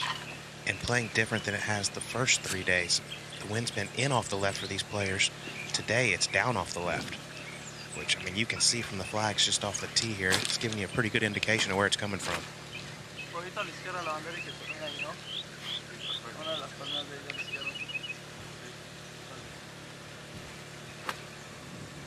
There's a lot of adrenaline running through his body right now, and this is where the best players in the world know how to control it. 189 today. 7-iron for most of these players.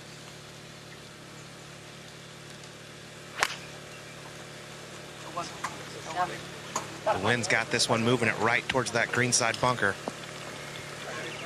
Carry the edge of it. He is going to be first to putt from a good 50 or 60 feet away. Mateo Fernandez de Oliveira walking to the 15th green with a 3-shot lead on Luis Carrera of Mexico. Final round of the Latin America Amateur Championship from Puerto Rico.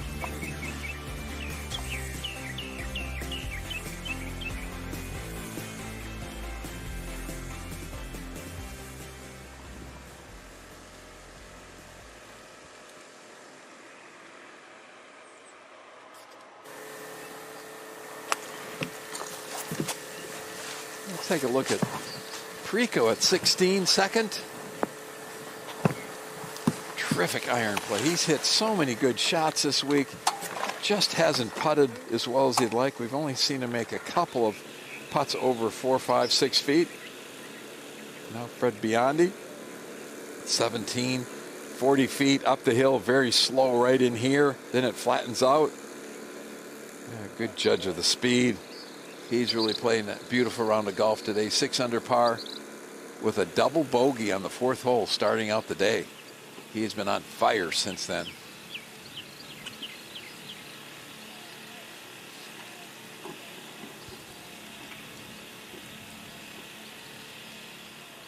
Means so much for these players.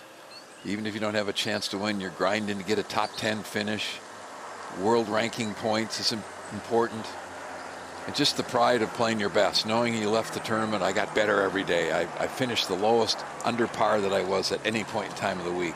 You know, a lot of small goals that each player has that helps fuel them as they move through the golf course. Get that look down at 15 from above. Brazilio with pretty good lie in the bunker, fairly flat lie. I'd like to be able to dump it out about where that cart is sitting right now, just barely on the green, let it release down to the hole. The ball sits up so nicely in these bunkers. We've seen so many really good bunker shots this week.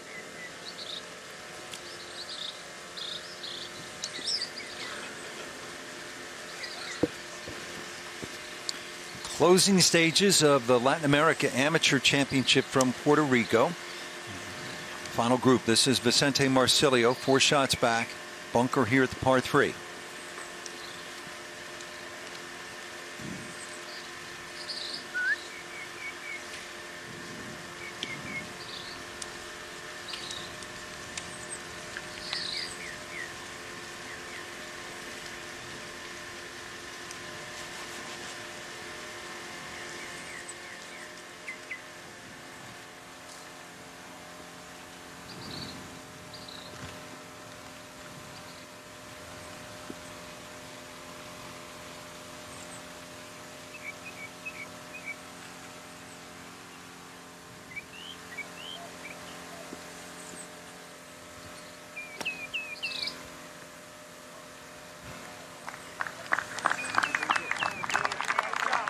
We had a shot from behind. Great technique, hands low, close to his body, gets the club outside.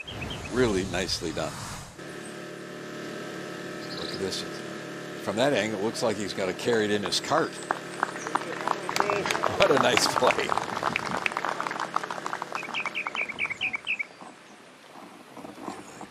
Keeping his head back and down, really releasing the club. See how open the club face stays? So many amateurs at home close the club face down. They wonder why they scull it across the green or hit it fat every time. Use the bounce. Learn to use the bounce. You become a better bunker player.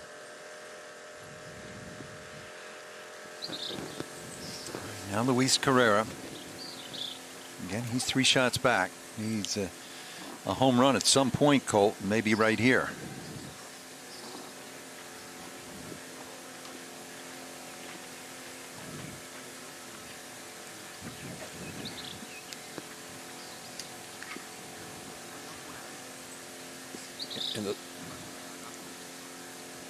And the slope is much more severe in there, and you can see from the color in the screen it's darker green, so it's obviously into the grain as it's going up that slope.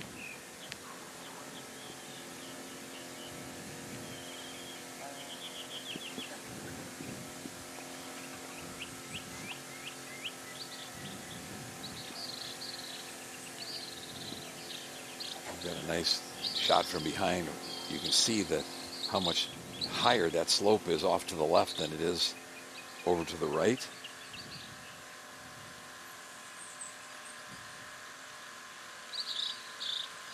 You think he's got to throw this out there 8-10 feet left going up that hill?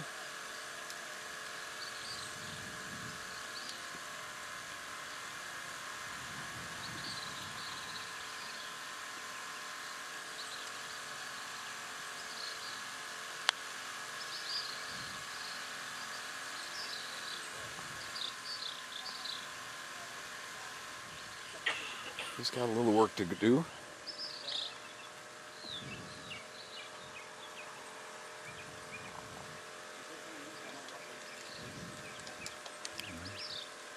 So now for De Oliveira, just about protecting, not making a mistake here.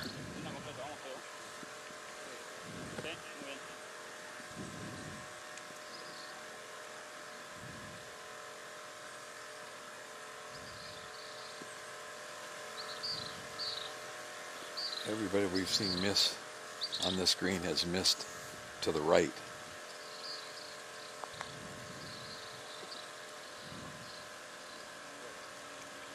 Tracking.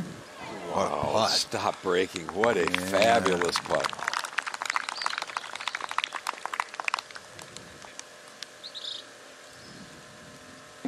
Just keep checking holes off as you're moving along. No mistakes. Easy two putt now, and the other two players still have a little bit of work to do.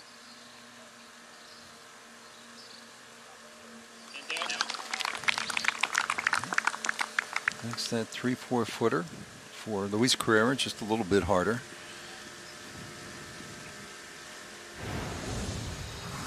This one looked good. He knew it. Trying to absolutely slam the door on Luis Carrera here in the final round.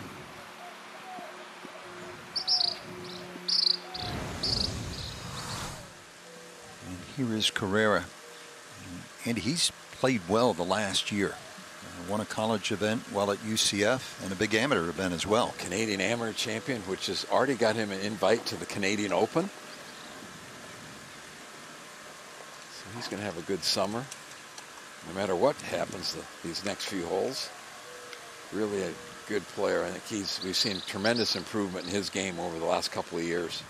Got to be a little careful. This one slides a little bit more to the right than the players have thought.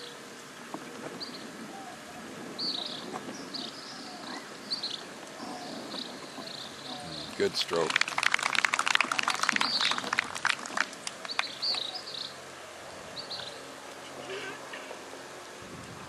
.600 par in his round and struggling to make up ground. And that's Perico. And really the story of the championship for Julian. Just hadn't made a whole lot, Andy. He's hit just so many quality irons. We saw the almost double eagle on Friday, then eagle yesterday at 14. Putt on. That was the only putt we've seen him make over about 10 feet. Zilio to clean this one up after the spectacular bunker shot.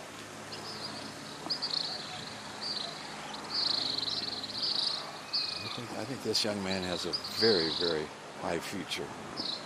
If he was a stock trading, you probably would want to buy it. Nice short game, putts the ball well, has some length, drives pretty straight, got it all. Coach at North Texas, they rave about his commitment to the game, his disposition. And now Mateo Fernandez de Oliveira. Argentina with the richest history of any country in the region, and yet Abel Gallegos remains the only Argentinian to have won the Latin America Amateur Championship. He's now getting set to play some on the Corn Ferry Tour. He won in Mexico. Well, we thought when we first went to Argentina for the very first one of these that the Argentine would just absolutely dominate. That has not been the case. It was Chile winning 3 of the first 4.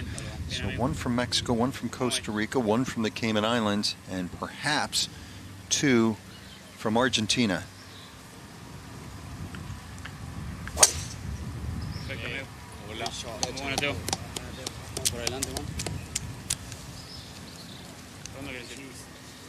Also another tee shot where he walked to the tee and hit first, and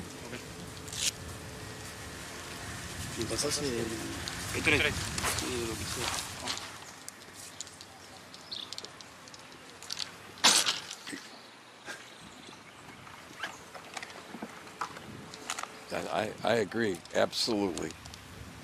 The guys don't say anything? I mean, Luis, wouldn't he say something?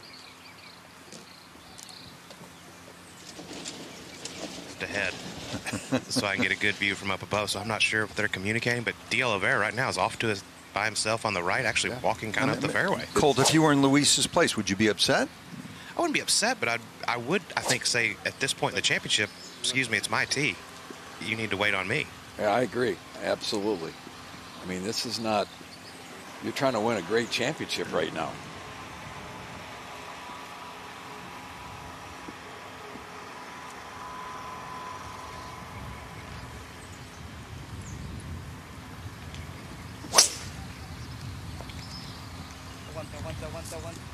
Looks like he's lost this one a little to the right.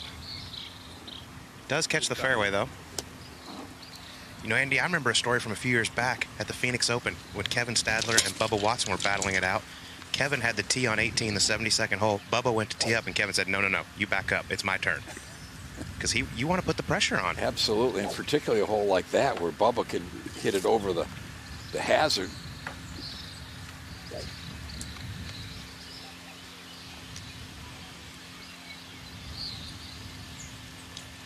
Marsilio.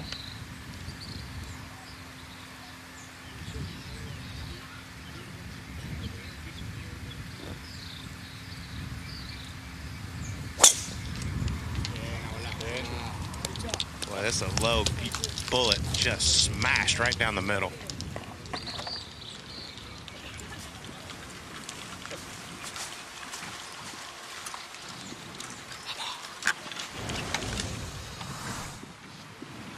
It's really, you see his hands releasing, keeping that angle as long as possible. Basically kept both feet on the ground, partially.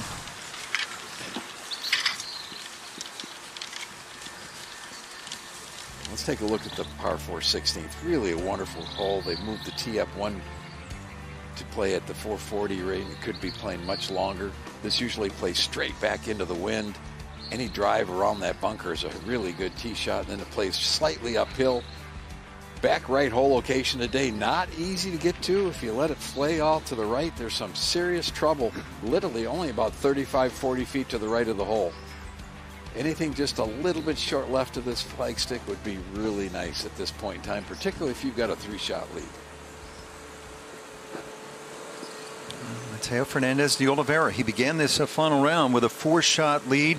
Luis Carrera came after him, but at every turn, de Oliveira had the answer, including right out of the gate with a birdie at the first. Drips it in. Then at the fourth, after he had made bogey, Andy, at number 3. I thought this was really a key shot at this point in time. After the bogey at 3, you could, if you throw a loose shot in here, have some issues. He hits in there stiff. He's hit so many short irons within 4 or 5 feet of the hole this week. Amazing play. Par 5 9. And this is really well thought out. Coming in a little bit lower, out of the rough, letting the ball release a little bit. Rolls it up there to about 6 feet. She knocked that one in for birdie. To match Carrera, who had knocked it up on or just over the back of the green. This was maybe, when all said and done, the shot of the tournament, Andy. They've moved the tee up both Saturday and Sunday, and both days he hit absolutely perfect tee shots right in the middle of the green, setting up great eagle opportunities. He didn't make this one, but he ended up 2-putting. Nice, easy birdie. And Carrera only made par there after he had made 3 consecutive birdies, so sort of reclaimed the momentum there, de Oliveira. And here we are at the 16th hole. Once again, the lead is 3. And that's what is at stake. You see it on the right side of your screen. Played 3 of the 4 men's majors, the USAM, the amateur as well.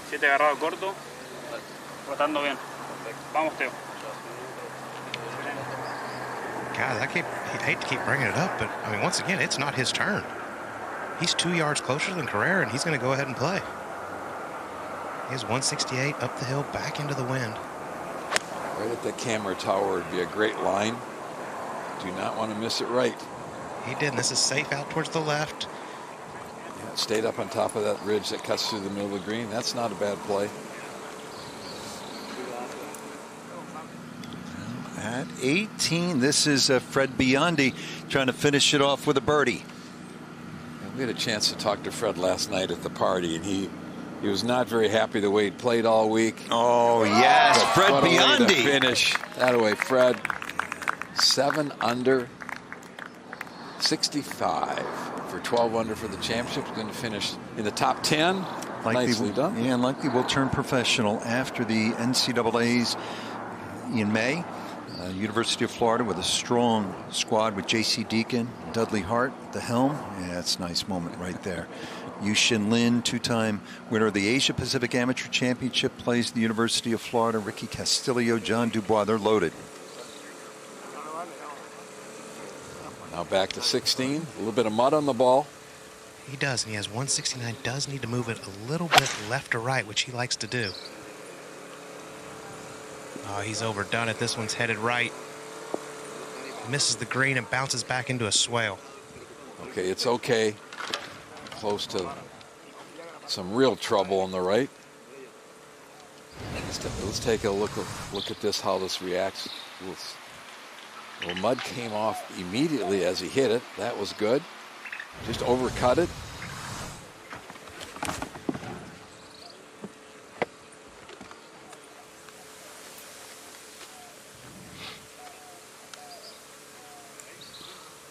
Celio's driven it by these guys almost every hole, Coach.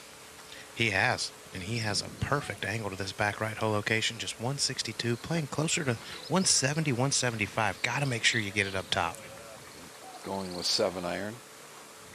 Same club he hit on the last hole where he pulled it a little bit left. Right at that camera tower and just let it leak to the right.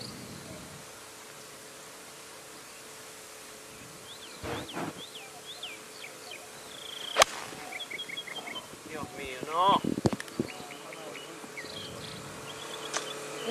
wow. That is not a penalty area. I looked at that this morning. There's no red line along there. So wow, that is a huge miss. That could be a disaster. Copy that, Shona. I am currently next to the putting green. Not sure if you have an official on the fairway. I don't really think that's findable or hittable. Might need to hit another ball from back there. He's at 19, 4 clear of 4th. Now you think Lozada and Islas, for what that's worth, may have an outside chance to run him down. All right, Geronimo Esteve from Puerto Rico. All right, let's finish up with a birdie. He's had a good week. Currently 9 under par. Can we get to 10? Oh, it just loses speed a little bit. Had it on the line he wanted, but really a nice tournament. A lot of pressure on him to play well here. So many of the Puerto Rican youngsters look up to him. He is their guy. Yeah, big teddy bear of a guy. You meet him, you like him right away. That's a bogey-free 4 under 68. Well done, Geronimo Esteve, and really the entire Puerto Rican contingent this week. Fernandez de Oliveira with a 3-shot lead, playing the 16th here in the final round of the Latin America Amateur Championship.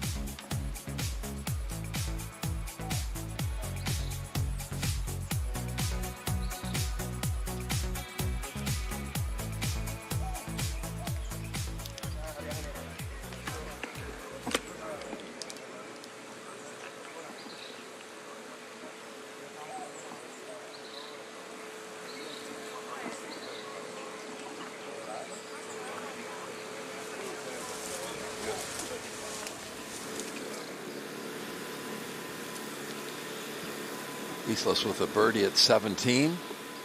Very makeable, right up the hill. It just slides off a little bit to the right. Boy, he's played a beautiful round of golf today.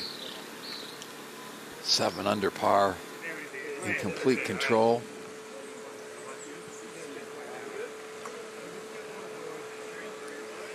As we're looking for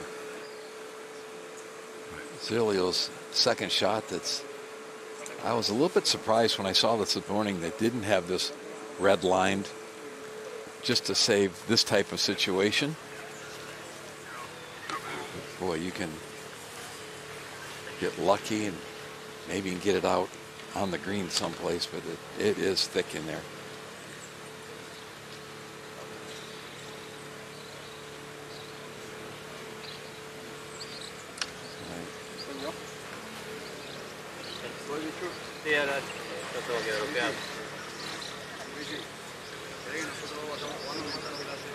Well, if Carrera's going to play while they're trying to figure out what to do, either play it or a drop or whatever the situation is.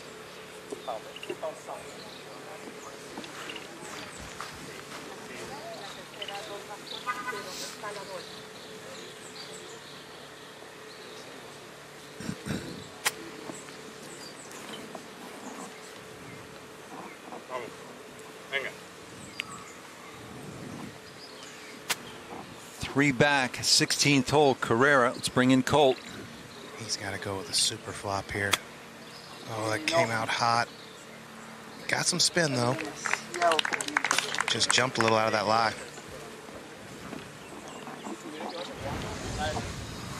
Take a look at it. Ball sitting pretty darn nicely. A little bit of upslope. Catches a little bit behind it, a little bit of grass, and just jumped. It's amazing how close the club head comes to the ball when you see it in slow motion on those type of shots. It's Vicente Marcilio well right on his second shot. And I believe they found his ball. They're just trying to figure out his options right now. But meanwhile, De Oliveira is going to go ahead and putt.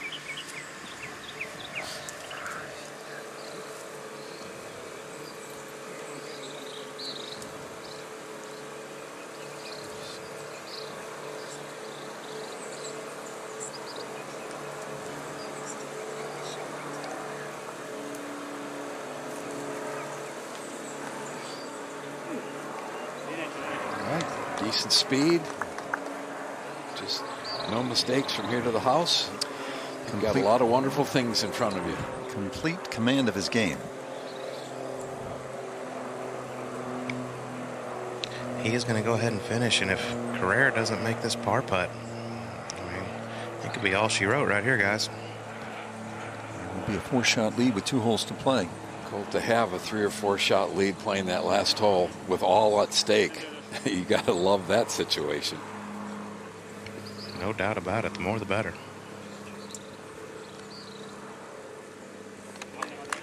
Just solid. Not many mistakes. Short game has come up big when he's made a mistake or two. He's been rolling the ball nicely all week. He's done it all.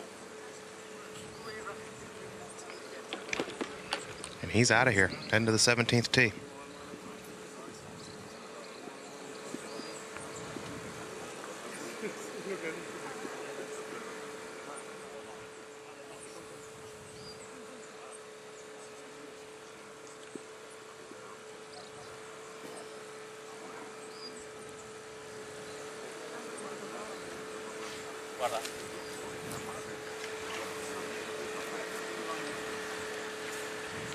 Marcilio, he's got even after taking unplayable, he still has a lot of problems.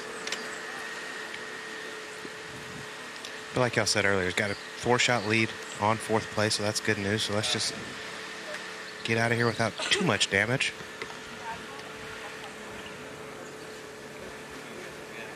But that was a shocking iron shot. We haven't really seen that from him all day.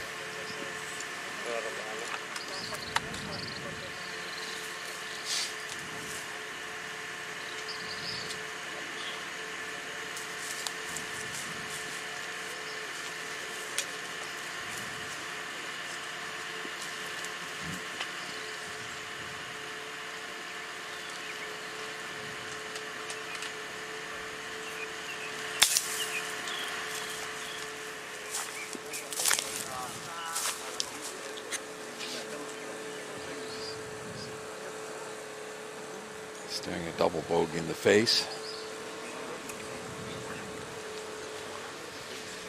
So while he works, the leader is over on the 17th tee. Now, Andy, there are no rules. There are unwritten ones in terms of common courtesy. Typically, you would wait for your fellow competitors to finish up, correct? Absolutely. In this case, we don't know without talking to Mateo. They were warned yesterday of slow play. He may want to keep moving, and he's in his own little bubble right now, leading this championship. But we talk all the time about staying in the moment. I mean, he's over here on 17T, already has a club pulled. How do you see it, Colt? I mean, surely he's not going to hit this before Carrera finishes 16. I have a problem with this. I don't like this at all. I know he's about to win the biggest championship of his life. Yeah, and I know his nerves are at an all-time high, but, I mean, there is a respect factor in this. Yes. And you have one of these other players' cards that you're responsible.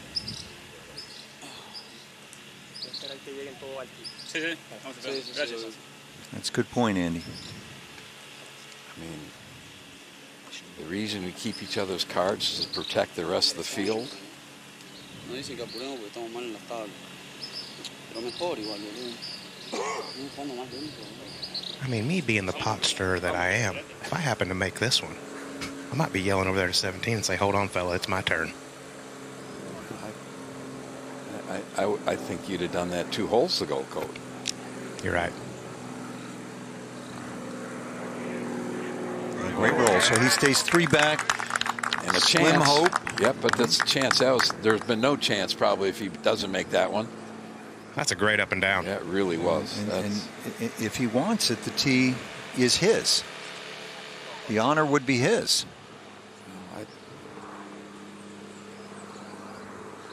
He may say something now. All right, so get this in for double bogey. Still in complete control of 3rd place. All right, unfortunately, one bad swing, lose a couple of shots.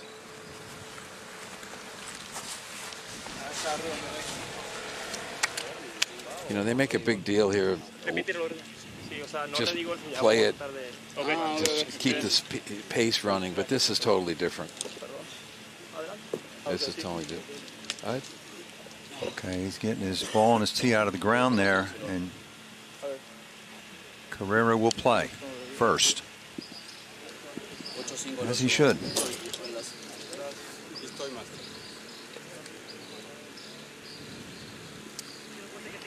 Now, for more information on this exciting youthful initiative, Drive, Chip, and Putt, kids ages 7 to 15 with the opportunity to compete at Augusta National, go to drivechipandputt.com for more. So back here, 71st hole of the Latin America Amateur Championship. And Luis Carrera needs to throw a dart here at this par 3. He's 3 shots back of Mateo Fernandez de Oliveira. And he's got eyes on one thing and one thing only, and that's the flagstick here at 17. You said it. He's got to go right at it and throw a dart and try to put some pressure on de Oliveira. He's got to finish birdie probably to have any chance. Hole's cut in the kind of front right corner of this green. Not the most difficult spot, just landed around the front part of the green. You've seen a few birdies here. You know, the tee moved up today. This is very doable. Going to be no more than a 7 or 8 iron. Not a lot of wind either right now, Colt. No, it's blowing a little bit, and what it is, it's down off the right. But I love that he got up here and he wants to play first. A great look at the whole location. Anything to the right of the hole, landing right around the front part of the green should be good. Don't want to miss it. 10 feet left, it runs back down a slope. It runs further away.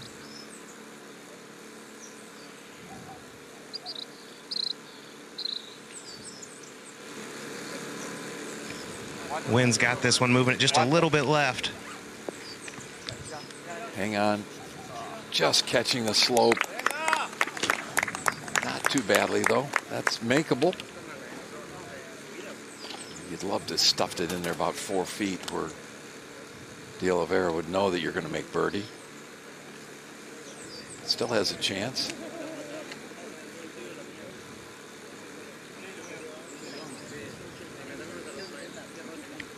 Colt, I actually think if he were to miss this anywhere to the right of this hole off the edge of the green, would be better than hitting it 40 or 50 feet left. Agree. It's very flat over there, and we've actually seen him hit it over there the last 2 days. Putting up the slope, we've seen some players struggle from distance. You got plenty of room right of it. Just throw it out there a little bit and let the wind move it back to the left.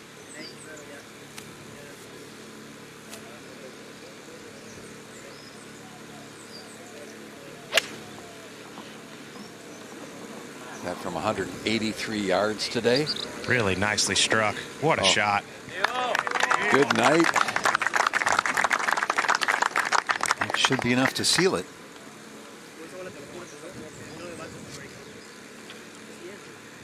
Hole played 50 yards longer yesterday. I love the way they move the tees around. I think that's make the guys play different type of shots each day. Setup has been great this week.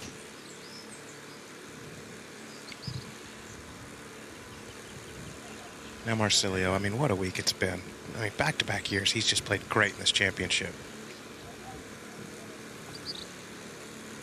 Beginning of the week, if you thought get 17 under, you'd probably think that had a chance to win. This one just a little right of the hole, needs to go a little. Good shot.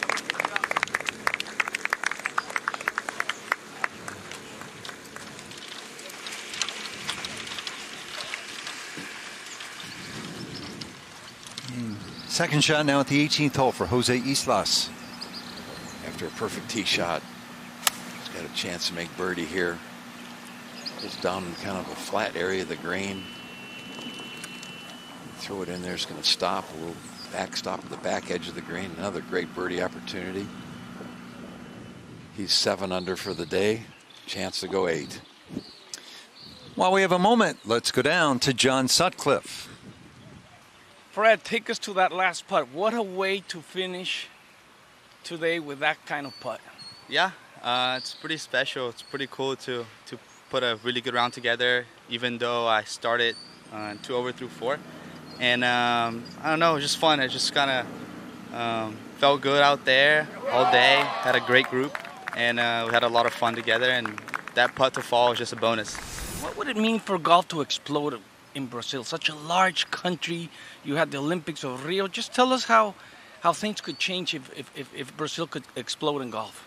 I mean, it'd be awesome. It's definitely not a popular game there, and it's growing slowly with the help of a lot of people trying to make U.S. kids in Brazil, or try to make other events in Brazil and the Confederation too.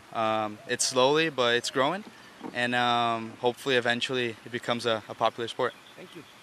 Fred Biondi. He's a paying All-America. Fred Biondi actually lost in the U.S. Amateur at Ridgewood this past year after having been the medalist to Sam Bennett, who went on to win the U.S. Am. Chris Gotterup, Fred played the U.S. Open at the Country Club with Gotterup. He said he drives it incredibly well. Hits it long with a slight cut and doesn't miss a whole lot of fairways. Gordon Sargent just receiving that invitation to play the upcoming Masters. He's the NCAA individual champion from a year ago out of Vanderbilt.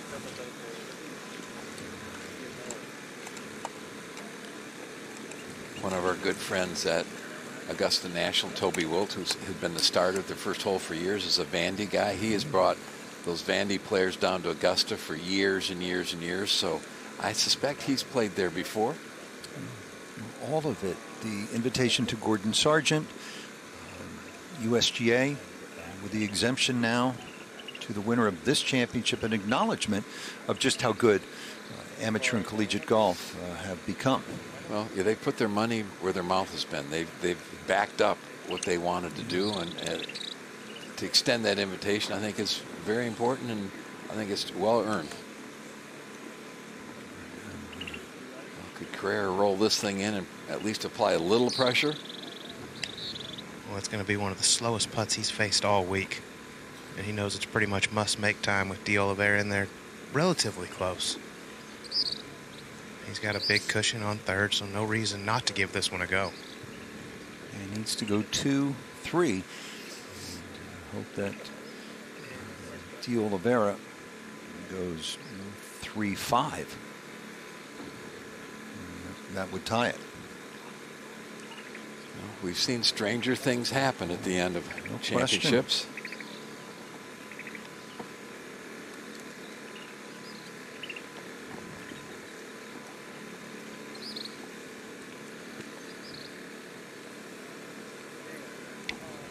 Oh no, he didn't hit it.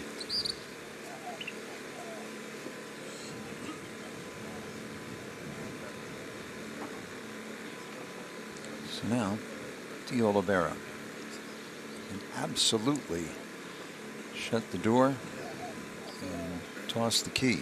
Well, we talked about it earlier. He bogeyed the third hole and came right back and made birdie at 4. That was a huge point at that stage. Every time guys have snuck up and gotten with a couple of shots, he's made another birdie.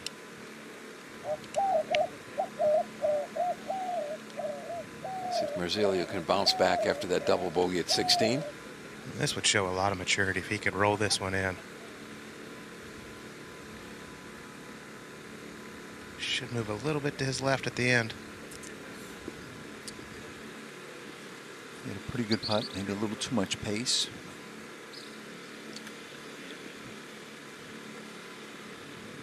But you know, we've talked about this over the course of the week, but the improvement in the quality of play has been significant.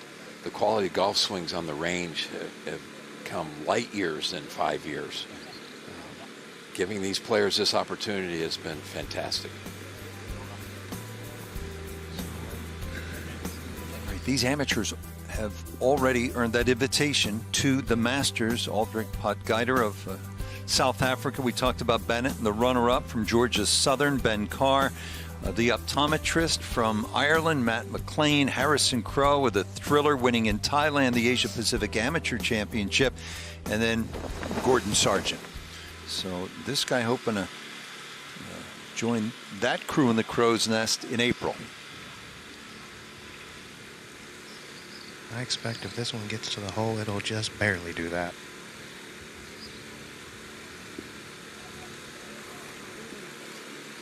Just making sure you don't do anything crazy. You don't want to leave yourself a 3-footer. Those 6-inch tap-ins are wonderful. So if Carrera makes, De Oliveira goes to the 18th tee with a 3-shot lead.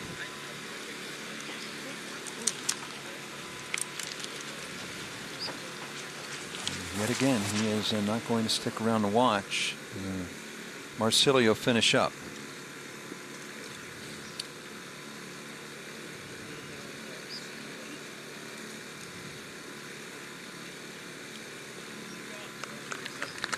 Good par after the double bogey at 16. Just held his composure exceptionally well all week. Laser focused. It's a long walk from the 17th tee to the 18th. 17th green, 18th tee, probably another 200 yards or so.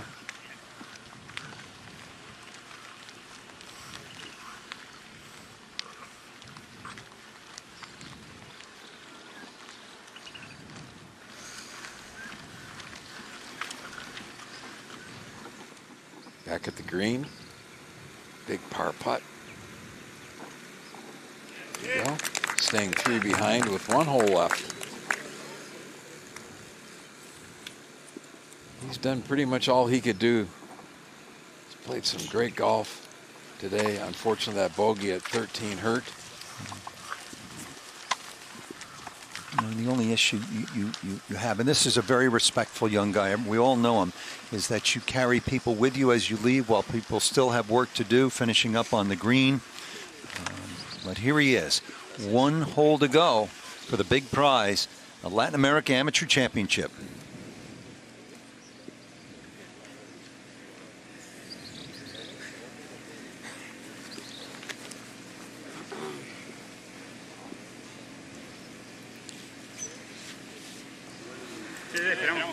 Well, once again, while we have this moment, let's go down to John Sutcliffe.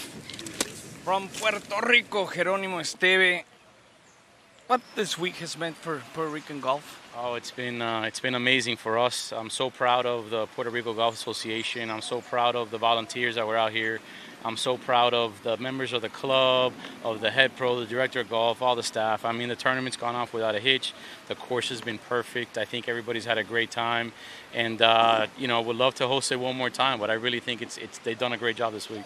Why should people come to Puerto Rico for vacations and play golf? What would you tell them? ¿Qué les dirías? Well, here we are. We're right next to a beach. We're at the base of a rainforest, a beautiful mountain. We got a great golf course. The people here in Puerto Rico are the best. Super jovial, super friendly, super nice, and it's just a great place to come. Gracias, Jerónimo. Back to you guys. And we've loved it here. And now Lozada for birdie at 18. It's to get 16 under par.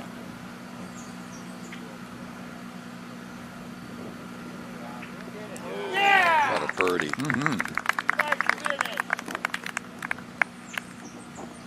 He has played some terrific golf all week long. This redshirt sophomore at Arkansas. Had a great time.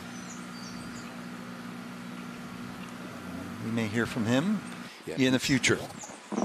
He'll be back here next year.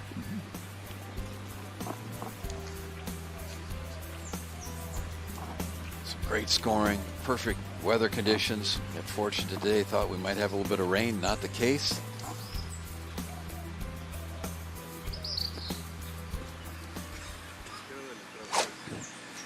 '72nd hole of the Latin America Amateur Championship. Luis Carrera of Mexico giving it a good go, but likely it will not be enough, barring a collapse here by the leader. He's 3 back, Carrera. Miracles do happen. Put this in the fairway and somehow hole your second. Oh, they're pointing right. There is a penalty area over there. It's in it. We saw the splash, I think. It's wet.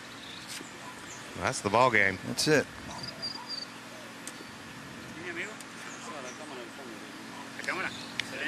We saw him miss a few tee shots to the right yesterday. Just the wrong time to do it. You okay with driver here? I am. There's quite a bit of room over here to the left. And he's been swinging it just beautifully all day. Looks like he has it teed down just a little bit lower, maybe trying to squeeze one out here a little bit. That is perfect. Bueno. What a performance.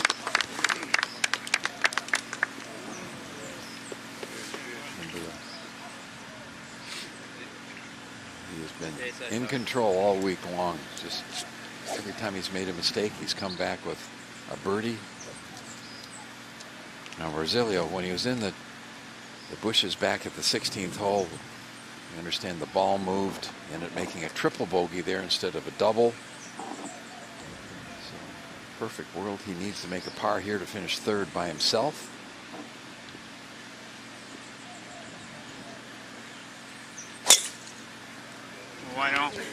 Back-to-back years, 2nd and 3rd. Pretty great golf. He drives it on a string.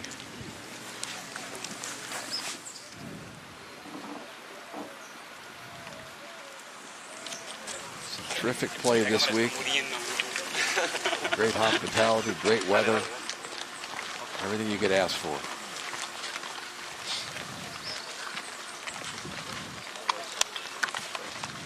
Yeah, nice bit of support there from his longtime friend, countryman, Vicente Marcilio. Pride of Argentina. 72nd hole with a 3-shot cushion here at the Latin America Amateur Championship. His life's about to change.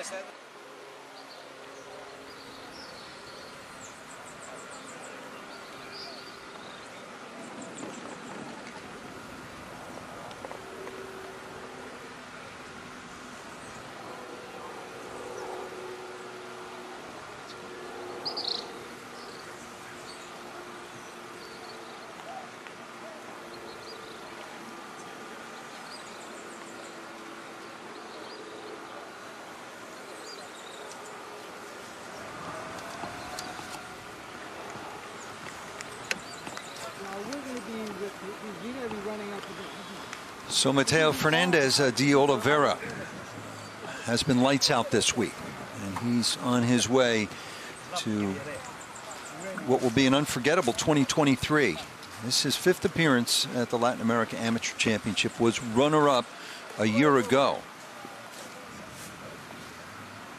He is about to add to Argentina's already rich history in those majors in which he will play.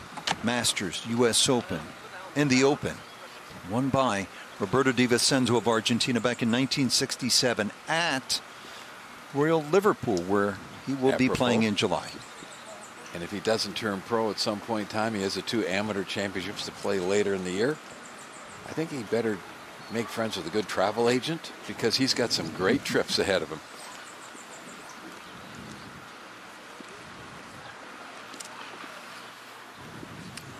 Final bit of business here for a guy who has been all business all day. Mateo Fernandez de Oliveira with a 3-shot lead here. Second shot with his closest pursuer in a whole lot of trouble, and 3 shots back. That is Luis Carrera. That was a huge miss off the tee for Carrera. That penalty area really shouldn't be in play. You know, Colt, he's played such great golf. You don't want to finish the week on a sad note, or those are things you do remember. Unfortunately, that guy hit this horrible shot. See if he can hit it up there and give himself a chance to save par. I would think he would have to take a lot of confidence, knowing he started the day 4 shots back with 6 under par through 11 holes. To know when he had to go, he did. Sometimes you just get beat, Andy. Oh, absolutely. The other, he looks like he likes it.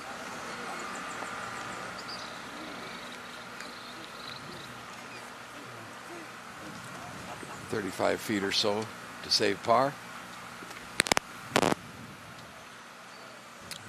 Vicente Marcilio.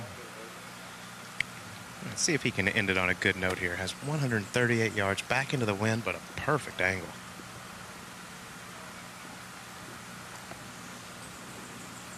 Needs par for a solo second. Or third, excuse me. Solo third.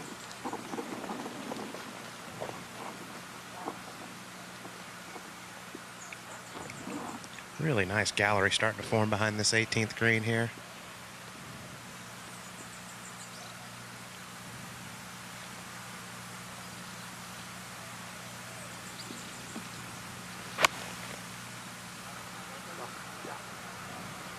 This one just left of the hole, but smashed it. Oh, she's a little unlucky. If that ball carries on the green, it might spin back down the hill.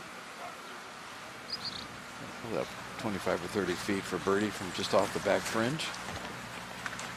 Stepping right in. All right, here we go. Just 119 left.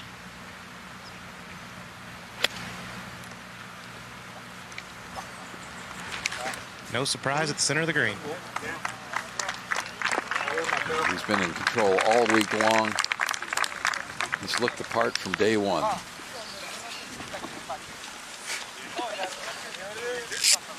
.63 yesterday put him in this position. It was a record-tying 63, matching what Joaquin Niemann did in Chile in the final round in 2018. He just obliterated the 54-hole scoring record. There's a walk he'll enjoy. Carrera threw everything he had at Mateo. Mateo responded every time.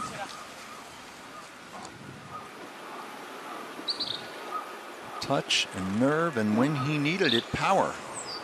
We will remember that drive at the short par 4 12th. Knocked it on.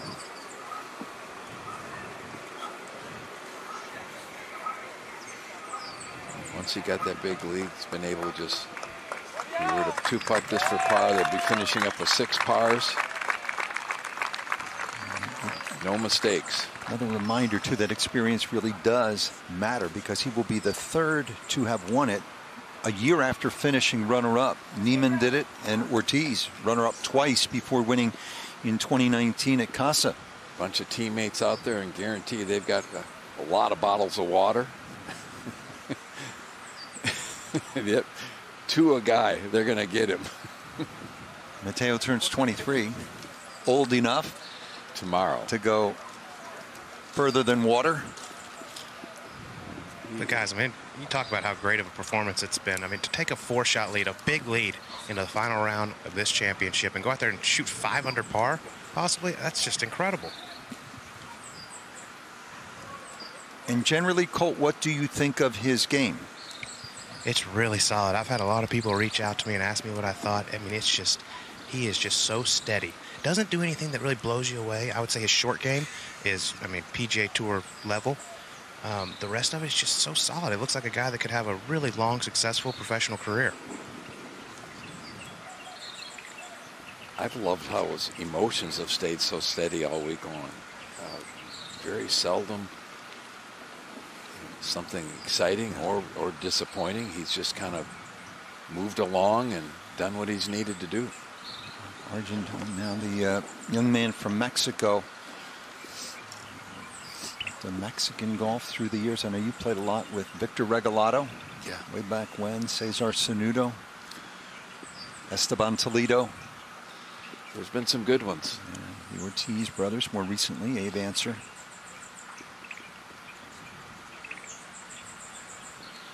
Beautiful roll up, tap in bogey. We'll finish at 19 under. What a performance! Something to be very proud of.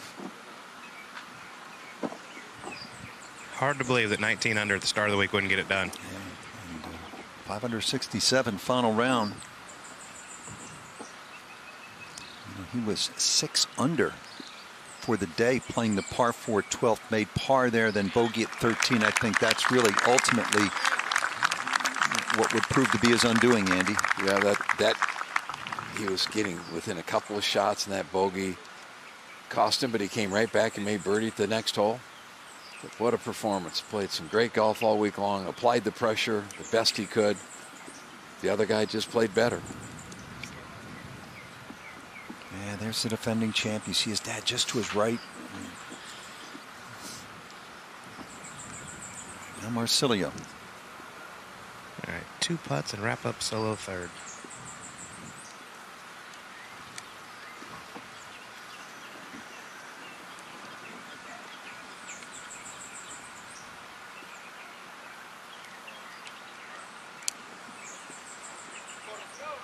Dude, what a nice way to finish.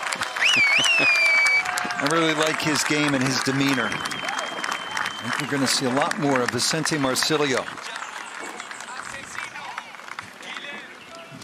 Excellent student at North Florida. What a nice way to finish the week.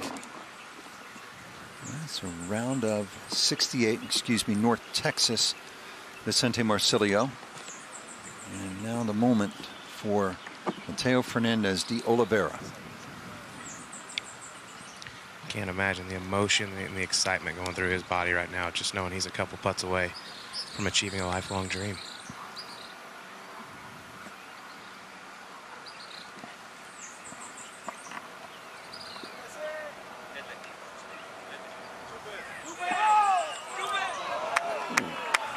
Wow. Not that he needed it. And here comes the water. That will do it.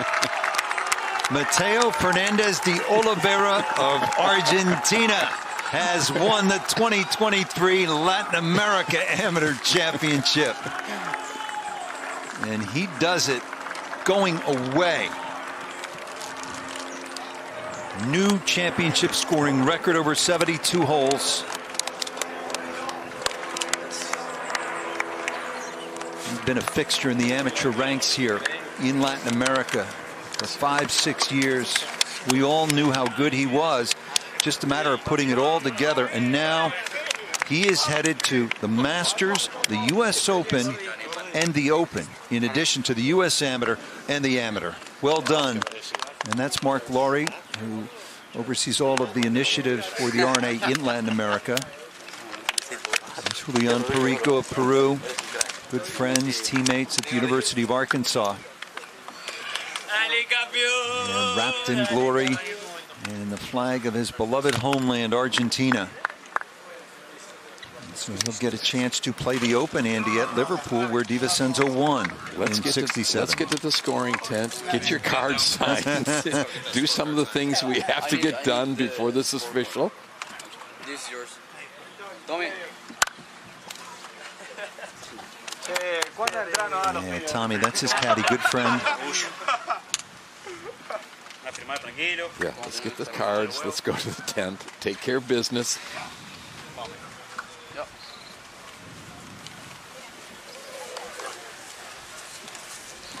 Turning 23. tomorrow. Imagine that celebration. Gracias, Sidney. Muchas gracias. It's Sidney Wolf, president of the Puerto Rico Golf Association. They've done such a good job this week, and the entire staff. It's a nice scene, Andy. Just get your emotions together. Go sign your card. Listen, 8 years ago at the inaugural Latin America Amateur Championship at Pilar Golf Club in Argentina, Mateo was working in volunteer scoring. 4 days from 7:30 a.m. until dark. He said it was a great experience. Remembers Alejandro Tosti. We love the toaster. Alejandro Tosti is playing pretty well. The PGA Tour Latino America, Korn Ferry as well. Remembers Alejandro the last couple of holes down the stretch. And he said it was a cool experience. And that's what this is all about. Creating heroes, inspiring the next generation. Duly inspired. No doubt youngsters are watching back in Argentina right now. And they want to do what De Oliveira has done here in Puerto Rico. Again, congratulations to Augusta National, the R&A, the USGA, coming together, working together as three organizations, but basically become one when they get to this event. And the work that they've done, the support they've given these young players, it's creating dreams.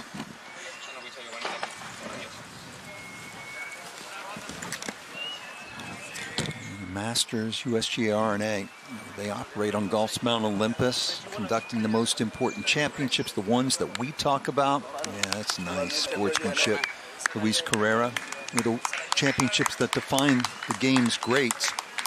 But those organizations and the Masters tournament, they're all rooted as well in the fertile soil of the sport, out of which so many youngsters who may otherwise have not had the chance are growing, and right here growing into champions.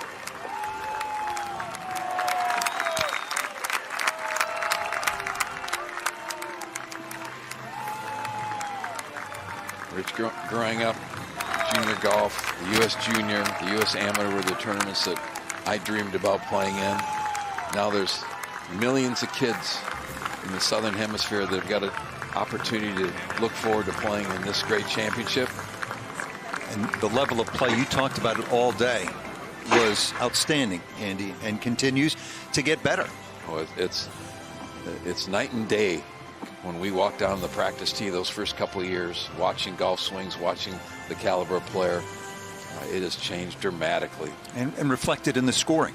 Oh, absolutely.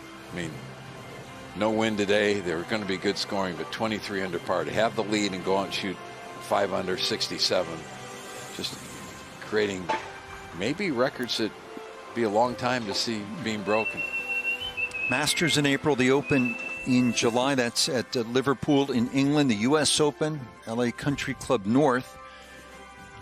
The Amateur Championship will be at Hillside in England, and the U.S. Amateur at a place which is very near and dear to your heart, Cherry Hills, Andy, where you won the 1978 U.S. Open. What an amazing summer.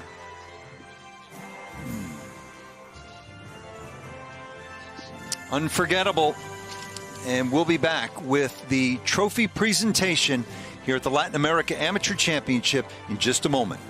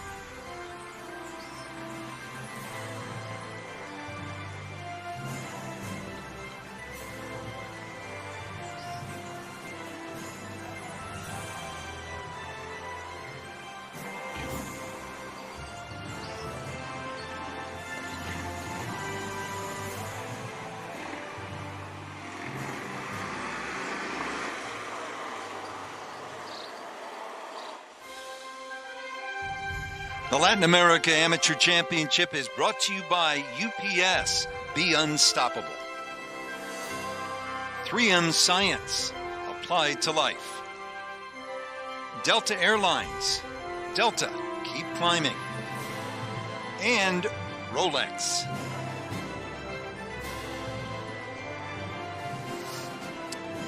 Mateo Fernandez de Oliveira turns 23 tomorrow, has won the Latin America Amateur Championship 8th playing. He began the day with that 4-shot lead. Luis Carrera applied the pressure, got to within 2, but de Oliveira always had the answer, Andy. He did. Great short game, putted the ball beautifully all week. We saw him hit some really critical drives when he needed to. The drive at the 12th hole maybe being the biggest.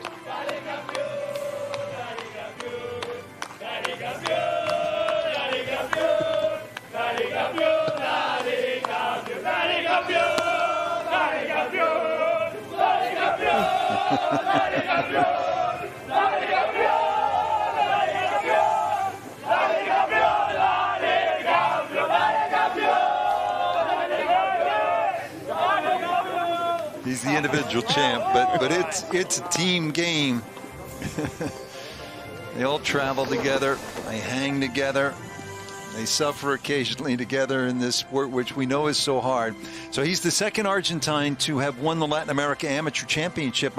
Abel Gallegos did it at Mayakoba 3 years ago. Third time in this 8-year history that the runner-up the year before came back and won. That's awesome.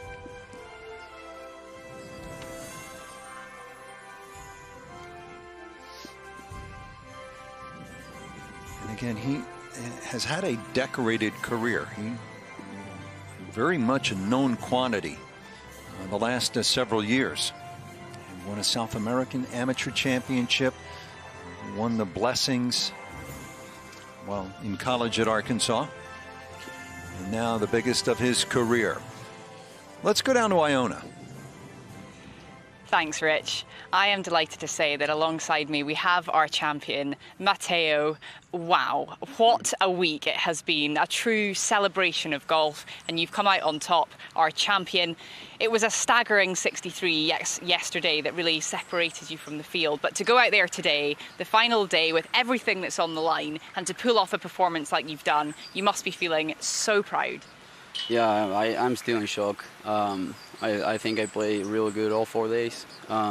Yesterday's round was real good. It gave me a lot of confidence going into today. But there were a lot of things going through my head today, so it was a really long round of golf. But well, I'm so thankful for everything that I walked through this week, and calling myself the champion, I feel very proud. You should feel very proud indeed. And not only now do you have a prestigious title to your name, but you, young man, have secured a spot in 3 of the 4 men's majors. How good does that sound?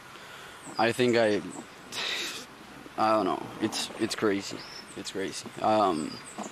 It's gonna be a great year. I'm gonna take advantage of all those exemptions that we get through this tournament. So I'm very thankful for everyone this week, and of course for everyone who puts on this event for us. It's like a major for us. So I think we're all very thankful.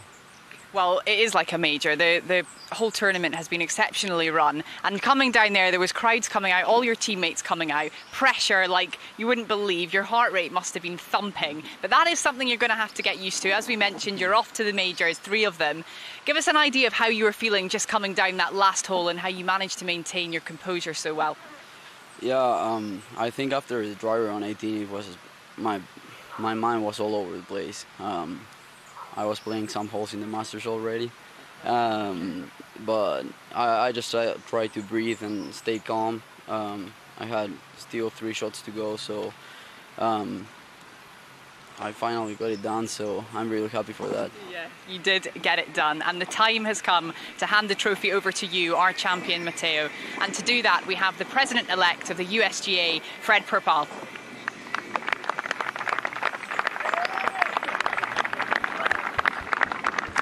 A wonderful champion.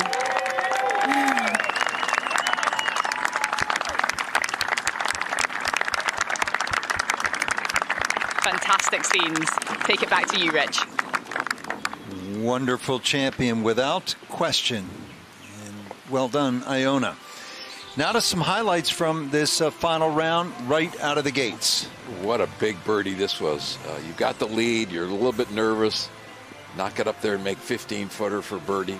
Great start. And now I think this was the key shot of this golf tournament, particularly on Sunday. After bogeying the third, this is a tough hole. One of the more difficult holes on the golf course. He stuffs it within 3 feet, makes birdie, and I think that calmed everything down and got him going. And now at number 6. Putting stroke was just fantastic all week long. Ball went in the hole with perfect speed. Complete control on the greens and around the greens. Yeah, matching Carrera with a birdie at the 6th. Now at number 9. This was really a nice, classy play. Throwing it in there a little bit low, out of the rough. You know it's not going to spin. Let it release down the hill to the hole. Another 6-7 footer for birdie that he just put right in the middle. And answered Carrera, who had knocked his second up just over the green, had a sure birdie from there. And now De Oliveira at the 11th. That was after being in the greenside bunker. Another birdie. Again, matching Carrera's birdie at that 11th hole. This may have been the shot that determined the champion. Drivable par 4, some trouble on the left. Gets up and just hits a bullet right at it, carries it right in the middle of the green.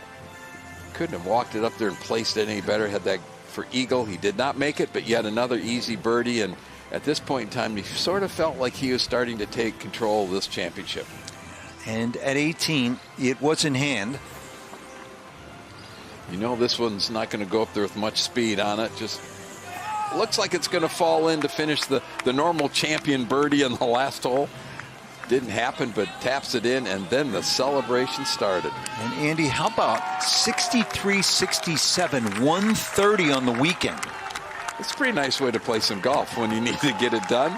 Yesterday he was absolutely perfect. Today he was pretty darn close to it. Did exactly what he needed to do every single time.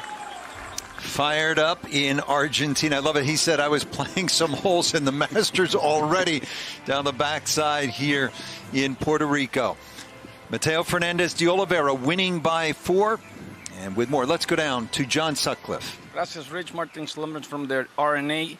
Can you describe what it meant to just see celebrating the countrymen, what it means to see Mateo win and celebrate in such a special way? I mean, what I love about this championship is it's an individual sport, but it's also a country team. And, you know, that was just wonderful enthusiasm by some people who have watched some fantastic golf over the last couple of days, particularly. And the way the young man played this week, it's been a real joy to watch. It's going to be a special Open Week, Royal Liverpool, where Roberto De Vicenzo won, and now have Mateo, a countryman, going again. What do you think about that? Well, maybe the drought of a Latin American winner of the Open may come to an end. I mean, I think Royal Liverpool's going to be really exciting. We've got a new golf hole that we've built especially for next year, and I think he'll enjoy the course. Watching him play and the way he played, I think he'll do well. And we're very happy that we're going back to Panama next year. What do you think about it? I remember the first time we went, and it was a really great experience. And I think the championship's going from strength to strength, and I'm already looking forward to next year. Okay, Senor Slumbers, thank you very much. Thank you. Rich. Thank you, John, and as well, Martin. So Mateo will begin in April at Augusta National. Who hasn't played it in their mind, right? There's nothing quite like it. Great coming together of the sport in springtime. 151st Open. They just mentioned it. Historic Liverpool, where Tiger put on one of the great displays you've ever seen. I was lucky enough to walk with him every single shot that week, and it was just spectacular. And then the U.S. Open at L.A. Country Club. We have not seen a major championship there. It will be, they had the amateur a few years back. It is going to be very interesting. What a particular interesting golf course that is. A great George C. Thomas design. This was quite a week, Andy. The play was fantastic all week long. The playing conditions on Friday and the wind, particularly Friday afternoon, where it blew 20, 25 miles an hour. it was really tough, and yet the cut score was only 3 over par. The quality of play just gets better and better. We saw some amazing play. Esteve from Puerto Rico, what a proud moment to finish in the top 10. Home countryman, so much pride in having an event in your country. Nieves, another player from Puerto Rico. Kelvin Hernandez, just 17 years old, Puerto Rico as well. That's the official game winner right there, but it was well in hand before that. There's the champion and all of his pals, and he's going to have a whole lot more friends in the coming days and months. But yeah, these guys have traveled to the South, all the great championships in South America, the World Amateur Team Championships. Happy birthday tomorrow, 23rd birthday. What a great present. That's probably how they were celebrating when Argentina won the World Cup.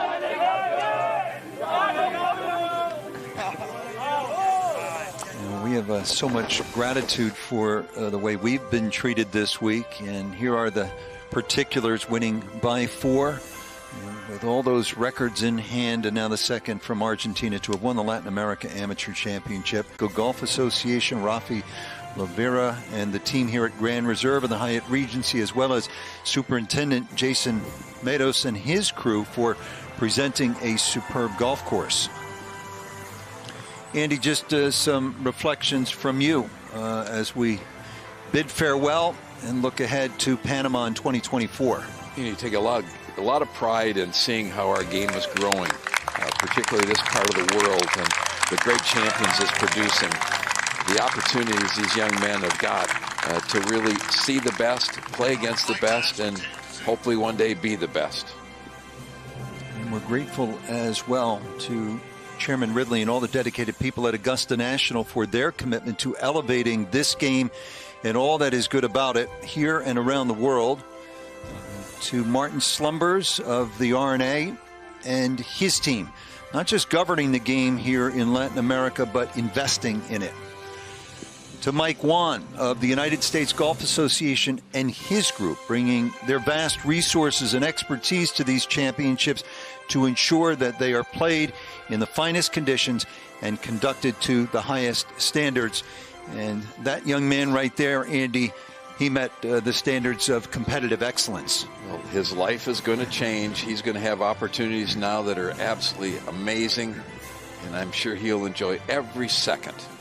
Always enjoy this, partner. Thank Happy, you, healthy New Year. Appreciate We'll see you down the road. Great thanks to producer Sellers Shy and director Mike Crow, leading all of the hardworking women and men in the box and on the ground. For Andy and Colt Knost, Iona Stephen, and John Sutcliffe, I'm Rich Lerner saying so long for now from Puerto Rico, where Mateo Fernandez de Oliveira has won the 2023 Latin America Amateur Championship.